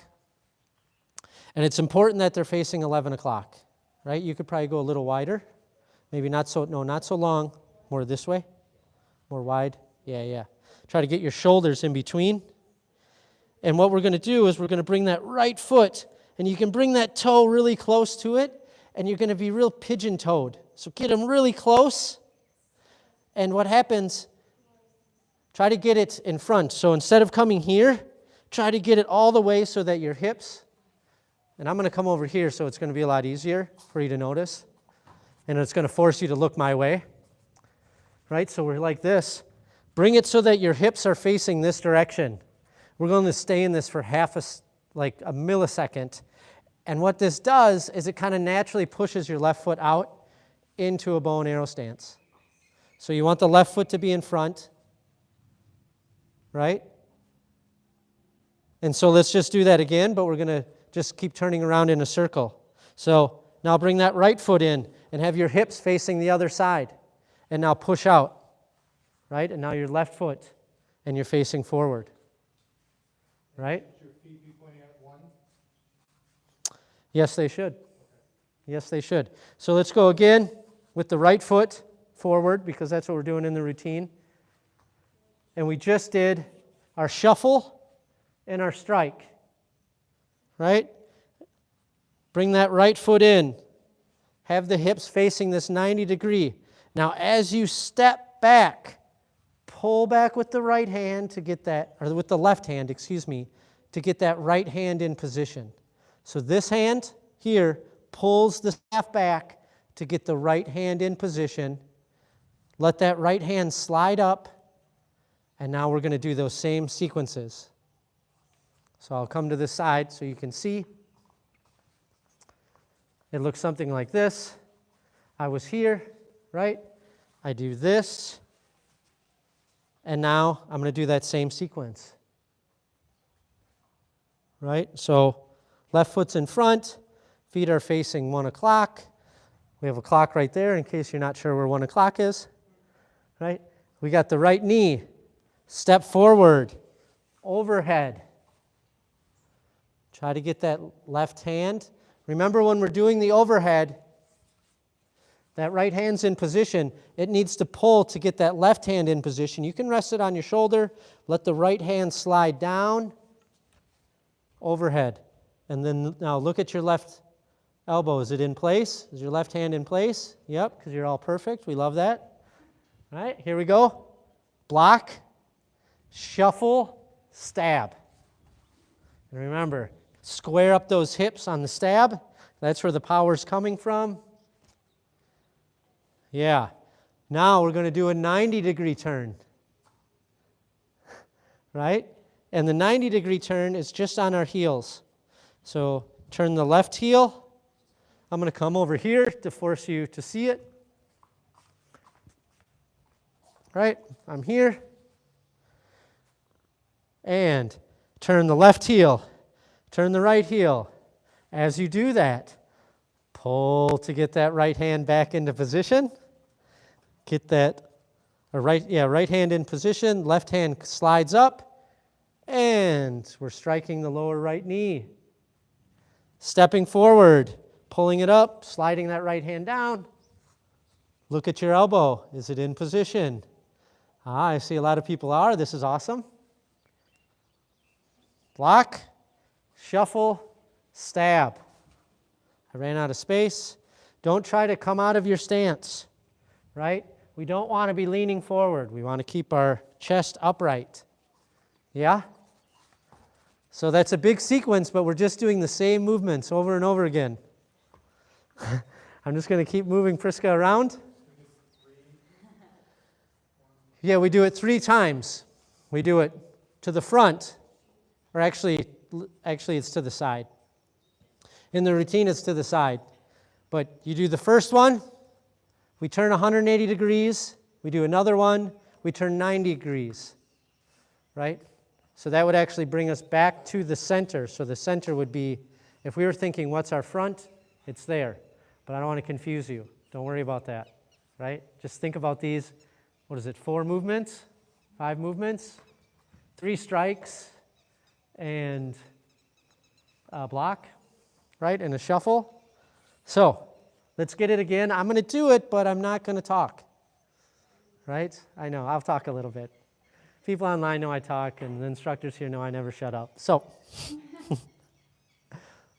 right foot forward, step, strike, step, strike, block, shuffle, strike, 180-degree turn, strike, step, strike, block, shuffle, strike, 90-degree turn, strike. No, this is a strike to the right knee. Yes. Other way, right knee. Oh, you already took a step. Okay. And now step, overhead strike, block, shuffle, stab. All right. Now let's see if I can watch you do this. Yeah? Repetition. If you have questions, don't hesitate. We like questions because then we know what you're thinking and then we know how to help you better. I don't think that I will remember that. Can you do it like 2 times by follow you and then maybe? I can. Do other people want this as well? No? If not, feel free to move at your own pace, but I'm more than happy to lead the class, right? So, and Priska, I liked what you did, if you wouldn't mind doing that again, because then they have something to look at, and then they just get lost over here. But Joe, I think, knows it pretty well. I think Liz knows it pretty well, so you can maybe look at those 2. I think Kasha knows it quite well, so you can look at her, and if you don't know who she is, she's in the green, and Liz is in the blue, and Joe is in the black, right? So, right, we have our strike. Step forward with the left, right knee. Step forward. You can rest that on the shoulder and then come down, right? And we can really get that back leg straight. That's how we can get some power there. Block, shuffle, stab. 180-degree turn, right?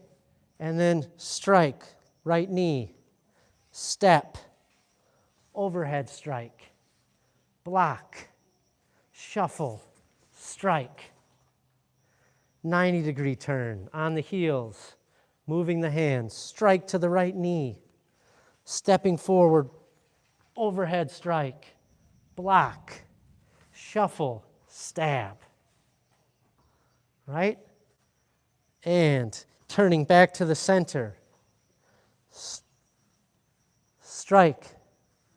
I'm going to come back a little bit, right into someone's throat, step forward, hitting the right knee, step forward, overhead, block, shuffle, stab, 180-degree turn, right knee, step, overhead, block, shuffle, stab, 90-degree turn, moving the hand so you can strike the right knee, stepping forward, overhead, block, shuffle, stab. Yeah? Okay. I need to have a little bit of water. Feel free to have some water right now if you'd like some water. But otherwise, keep practicing. We're going to start practicing again. I don't know what happened to my water. Is that mine? Oh, no, this one. I couldn't see it because big ol' Frederick was in the way. Right? So here we go. We can see Priska here demonstrating the next steps, which are quite nice. Right? The four corners. Oh, right into the hip. Ooh, excellent block. She could have maybe held it for a little longer, but it was looking really nice. What? Held it? Yeah. Because it looks really nice. And that's a pose. That's a good pose. You had nice energy come through. I don't know if you could see it online, but we could definitely see. I could see the spring. Looks good.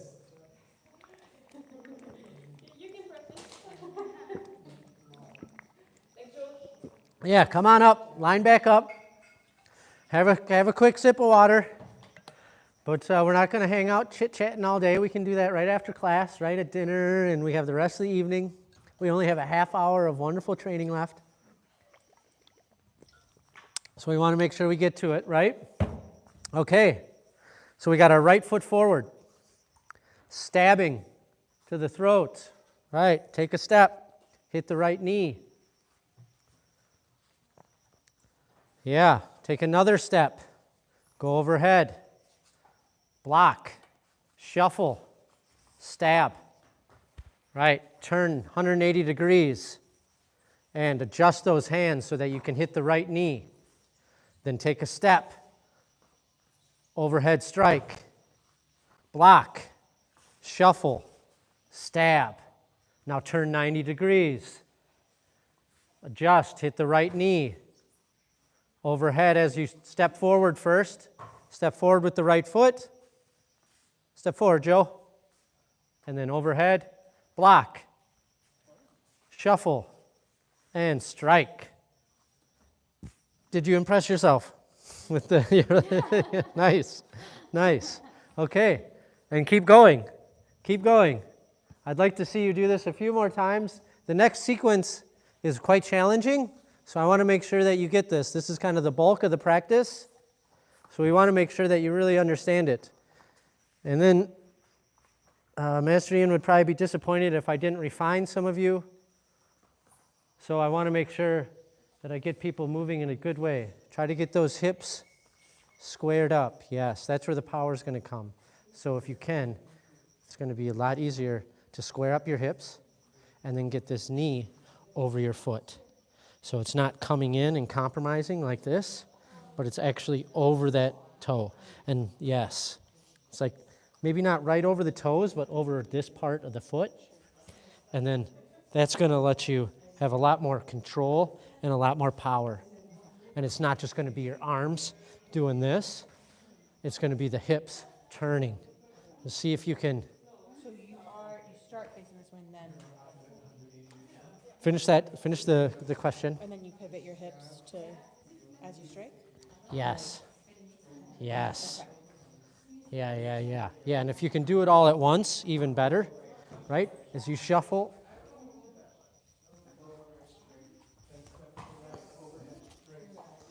And so I'm getting a little movement in this knee, but what we want to avoid is like straight legs and this kind of pushing the hips back. This is almost like an anchor in the ground. And it's allowing us to really use the force from that straightening of the leg. Again, if you can keep your legs wider, it's going to be better because your hips. I keep ending up like that. Yeah, everyone does. Yeah. It's like the most common. Whenever we shuffle, it's almost always people end up. The legs just come right over. It's one of the harder things to do, And so, yes. So instead of pushing that hip out, right, rotating around the center line. Yes, exactly. I think that I missed one step. Okay, let's see. Let's check it out. Run like this, Yep. step, and then Yeah, you want to take a step there. here. Take a step. Yep. So for me, Yes. Yes. Try to keep the hips relatively square. Obviously, they can turn a little bit in the strike, but that's a much better stance right there. Yeah.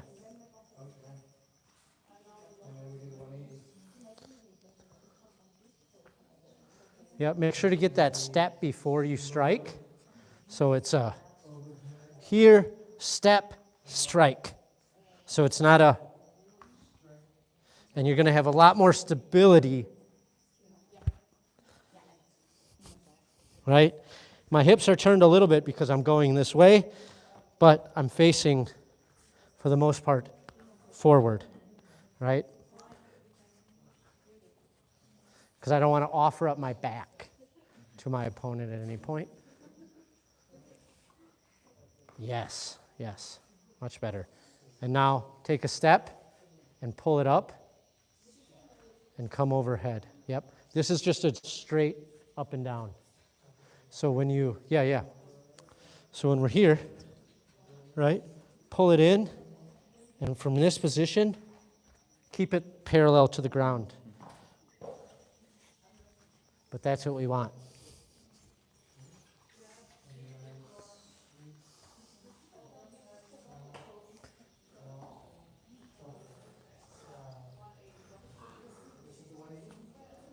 Now, if you can keep your back Yeah, that's the more, issue. Yeah, more up and I down, already noticed. Yeah. this is going to be the key Yeah. for you, and we all have something. Yeah. So don't think too much about it. It's the first day, you know. So. Exactly. It's Mark, right? Yeah. You go by Mark or Marcus? Is it Mark? Mark is fine. Yeah. Okay, Mark. Yeah. So Mark's first day. So we don't set the bar too high, but if you can, try to keep that back instead of here. Try to keep that tailbone tucked and move from the hips more. So even here, moving from the hips, right? Stepping forward. Here, again, I'm using that back leg to push it through instead of lunging. Because the second I do that, my feet want to come up. Yeah. So we want to sit there and there. It's okay if we don't reach super far. It's okay. Like that's going to be fine. And then when you block and shuffle, again, using that hip, and if you bring the hands further back, instead of being here and doing this, you're going to find you have a lot more power, a lot more. Yeah. So just try to work on it, right? Yeah. That's Kung Fu. It's a work in progress. Yeah. Yes. What we just learned Yes. comes right after what we had previously. Yeah. Didn't you learn up to? Yes, we learned up to the step. Yeah. The step. And you stay in that same position. Yeah. And we just started from there. Okay. Yeah. So it leads right into that. Okay. Yeah, absolutely. So this is our 180s here, 180 is there. right there, and then you come back from.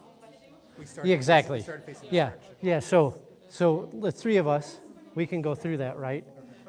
If you were, right, we did that shuffle from here, right? And then you do the turn.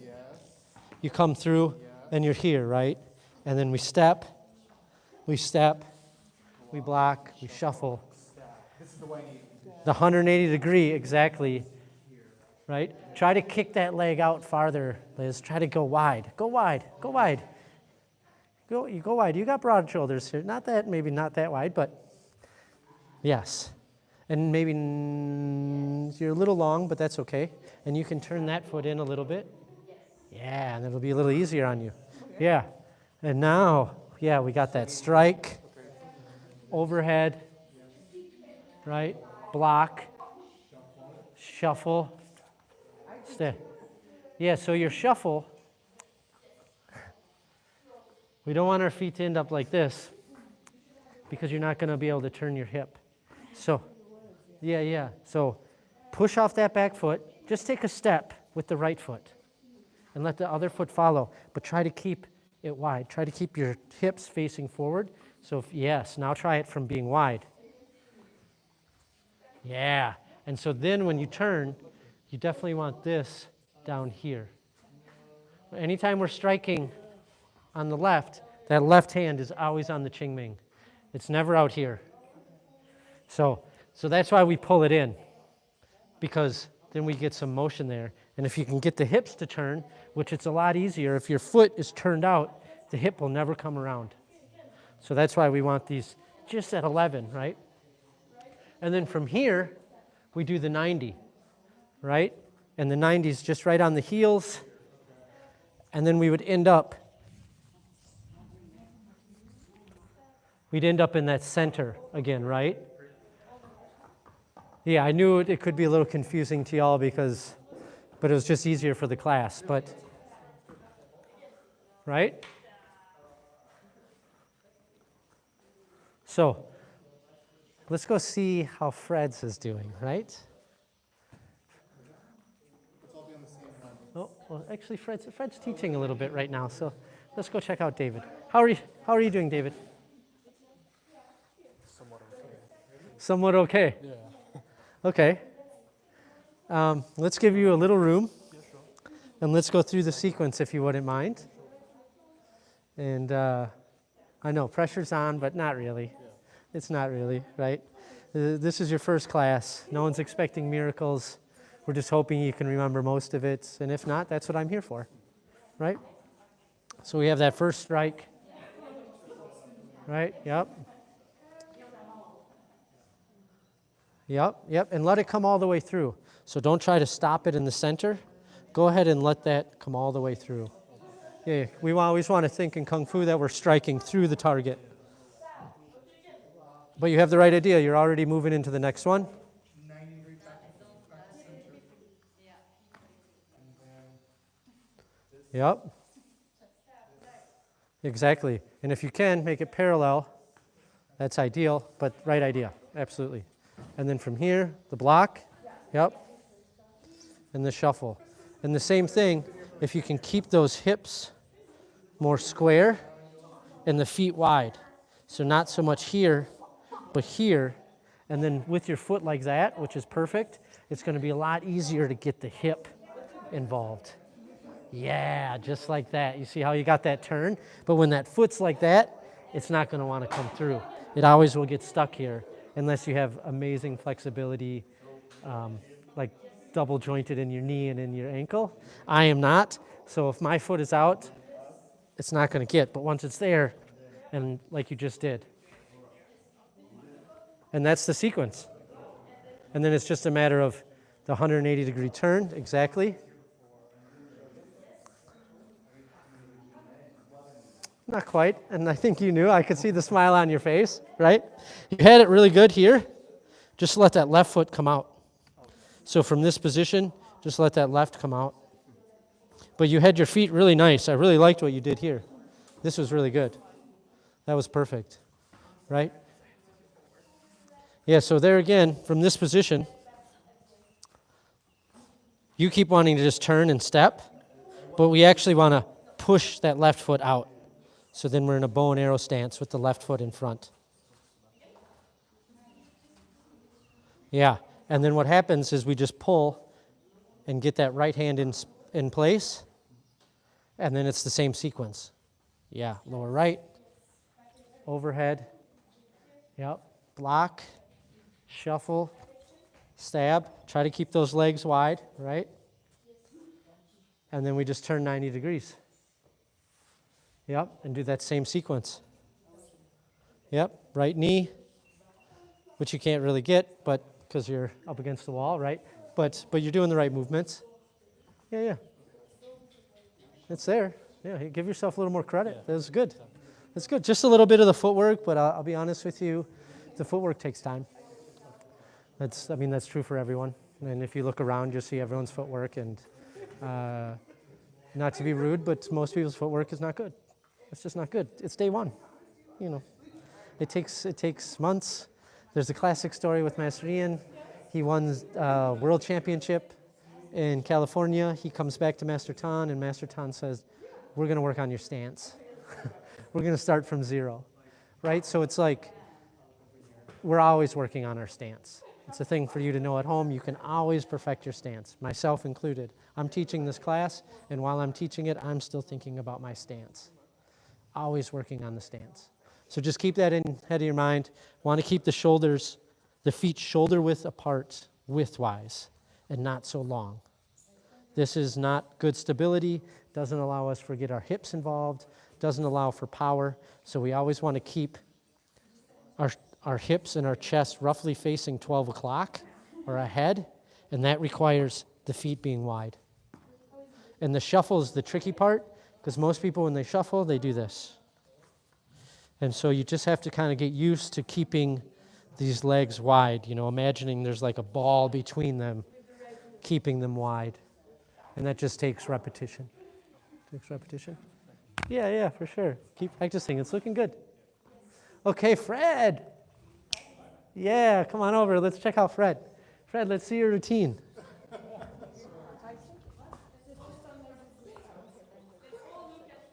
Please not all look at the Should we? Yeah, Fred. Fred, come on into the center. Yeah. We need 20 seconds of this. Yeah. So we're going to take a look at Fred's routine. Fred's been away for months and months. 14 months, over a year. So be kind. But he's going to show us the routine. You know, don't judge too much here.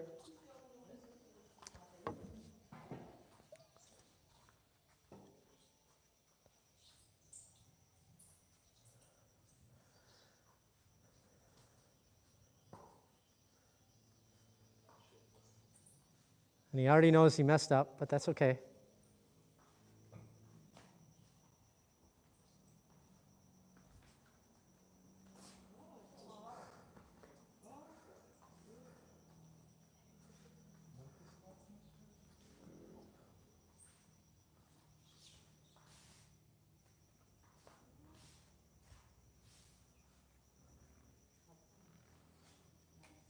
Very nice. Very nice. Thank you, Fred. So, Fred, what do you think? aside from the move I butchered. Yeah. I mean, Well, what move did you butcher? well, So that people can know. this one I'm supposed to go here, and I sort of went. I don't know what this is, but that's what I did. You forgot to take a step with your right foot. That's what I did. Yeah, that's why it was off. You were here, and you needed to come through with your right foot and step. Right. And so that was kind of probably, because then afterwards you took even a bigger step because you knew you had to step with the left. Right. Yeah. And anything else? No, I think that one was driving around my head a bit. Yeah. I mean, we did put you on the spot. Everyone can get back to practicing, right? But you saw that next move coming up, which he did a pretty good job of, going into the monkey squat with the twist. Yeah. All right. Yeah. That was all right. And there was a couple spots you had really got the power through. I thought was nice. I could hear it. Well, thank Priska for that. She just held that outside. All right. Well, thank you, Priska. Right. So that was good. Priska, did you have anything to comment on? You're in the middle. Yeah. No worries. No worries. So, yeah, I would say, I think I might be overstepping here, but you might have been a little nervous because it looked a little rushed. Right. So you can slow down with the movements, but it's coming along just fine. And what level are you on? 5. 5. So you're going to have to grade with the staff. I think I already graded myself. You grade with it twice. Oh, really? So it has to look very impressive the second time. Oh, Yeah. So just something to yeah, well, work into the back of your mind, right, is that you want it to look really sharp. step, Yeah. But I did notice you're getting your hips into it, which is good. Your legs are a little bit close. But as I was talking with David with, footwork is something that we're always working on. Yeah. So, that's just a matter of continuously doing it. But yeah. Yeah. Yeah. It's coming along quite nice. Yeah. Keep it up. And just think about those things, do those movements. And especially if you're doing it with Master Ian, you can go a little bit slower. And he's going to take precise movement. He'll want flow, but let's be honest, this routine's not the easiest to get flow in. With this one, yeah. I mean, you want the flow, and he might say, hey, try to get more flow into it, but if your movements are precise and there's still some movement, obviously you don't want to be...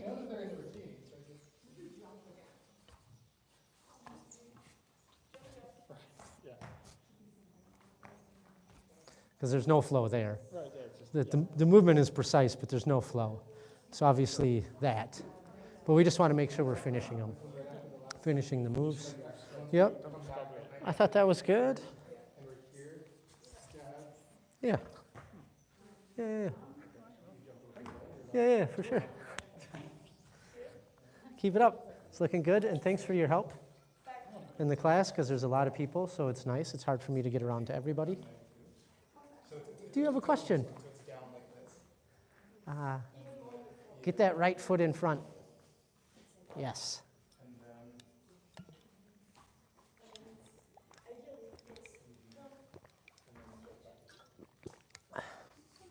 Finally just started understanding the pivot. Beautiful. The entire time, but we got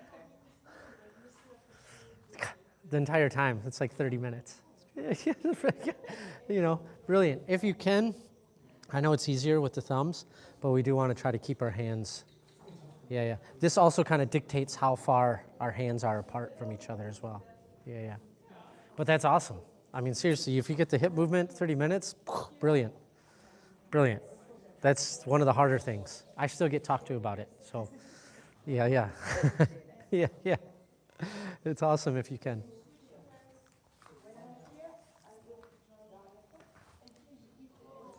So these are looking good. Ooh, yes. I saw the hip movement there. Very good. That's what we want. Exactly, getting the power through the hips.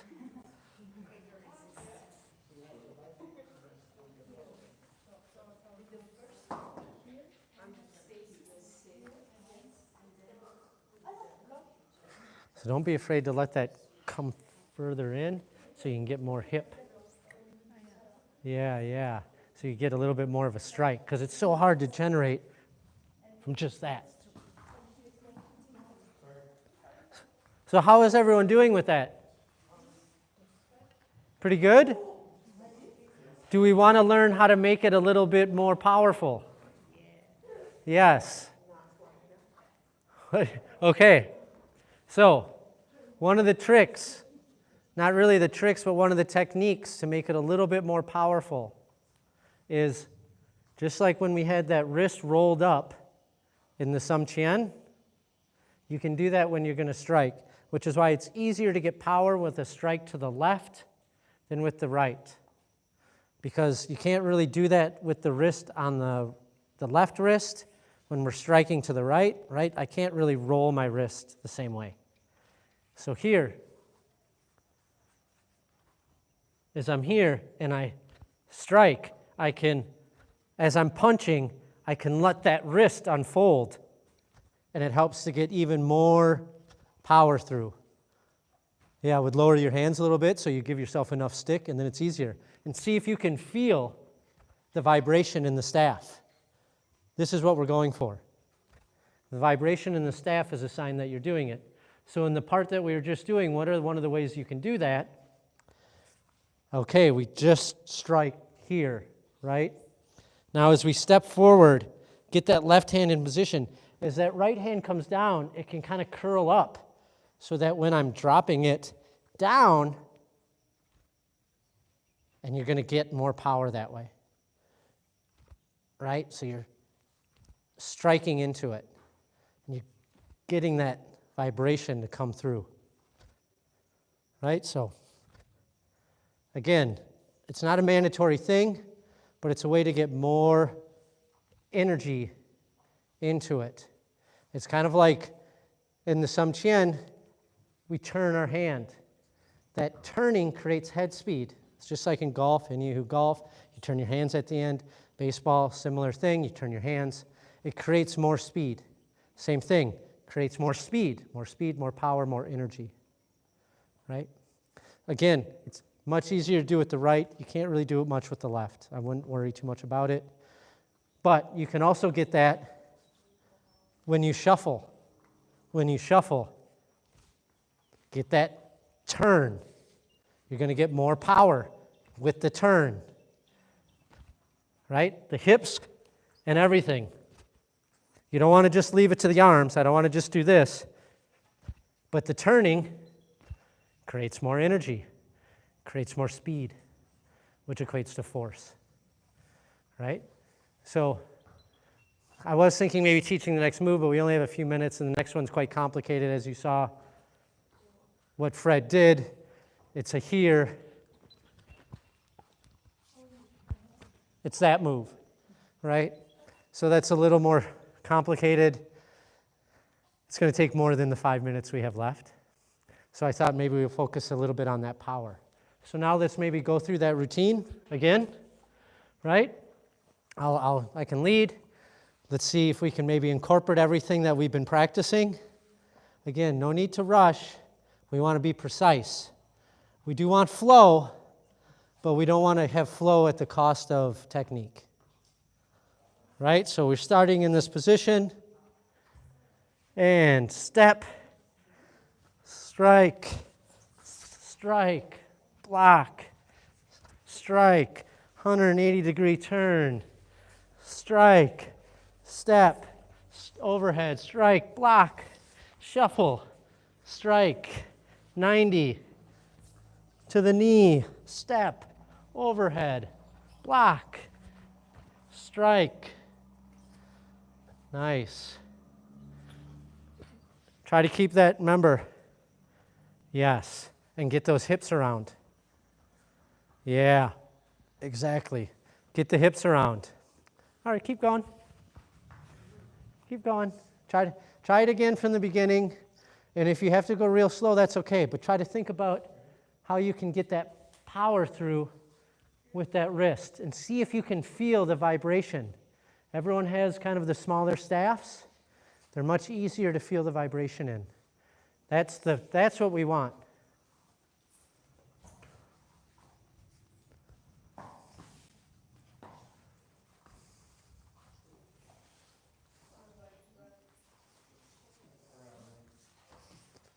This is looking good.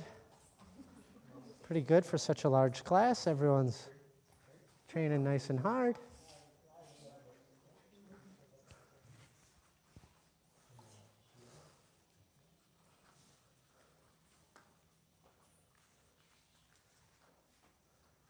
Yep, exactly, Fred. That's the tough spot, getting those hips. I still get talked to about it all the time. So it's a never-ending struggle to get it even better and better, right? Perfection is almost rarely reached, but we're just trying to improve. And if we can be better the next time and the next time and the next time, before you know it, you're going to be great. So don't ever think too much that you already have it. Just think, how can you make it better? Let's see what the three wise people over here have to say. What's going on over We're here? agreeing with you. We're agreeing with like you. that We phrase. just tried to do the whole thing, so we Like the phrase you said. never try to think you can't improve or something like that. Don't think you already Growth have it. mindset. Growth mindset. Yeah. Try to get better. I think that's it. Yeah, just try to get better and better with each one, right? And then before you know it, you'll be great. But if we think we already have it, which it's easy to get, you're like, oh, I've mastered Kung Fu. I've been here 2 months. I have it, No one really thinks that, but it is easy to get in that mindset, especially when you first learn a routine and you're like, oh, I got this routine. And then you realize, you don't really have the routine at all. You watch yourself. I took upstairs, so I'm never gonna be like. Okay, let's do it one more time. Last time. There we go. Okay, let's see. They're going to start from the beginning, so this is good. We can take a good look at it. Right? Starting from the beginning. Oh, nice kick. Right.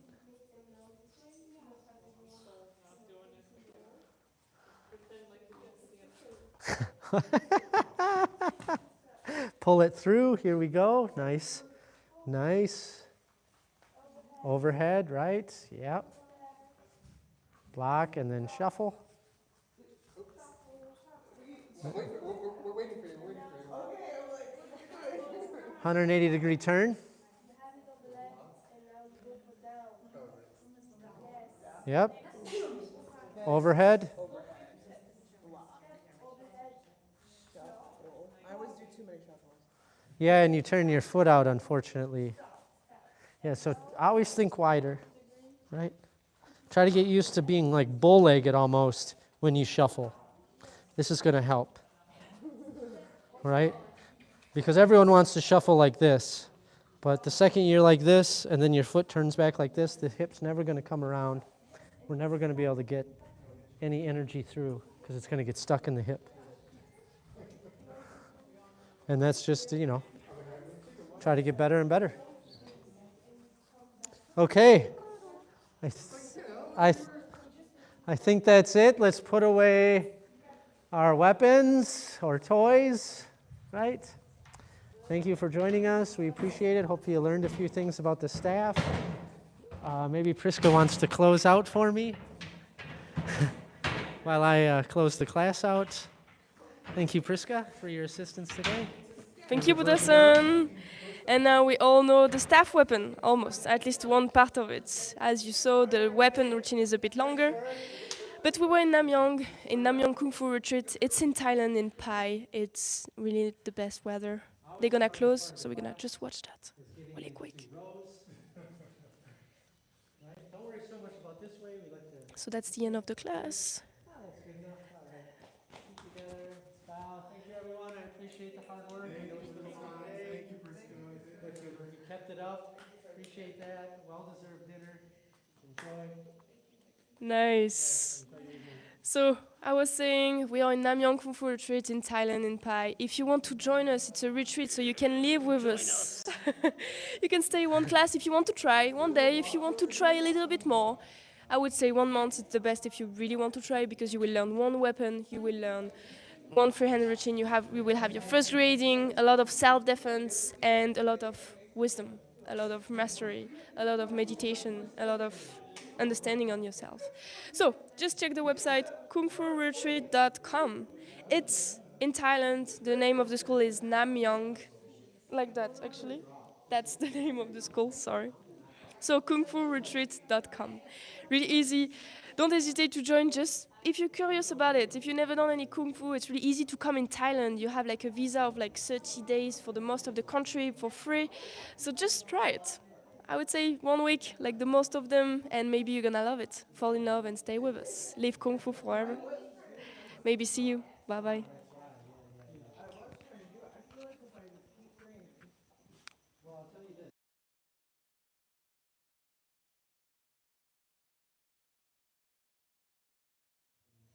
only took a few weeks, and I was very heavy. I was very heavy.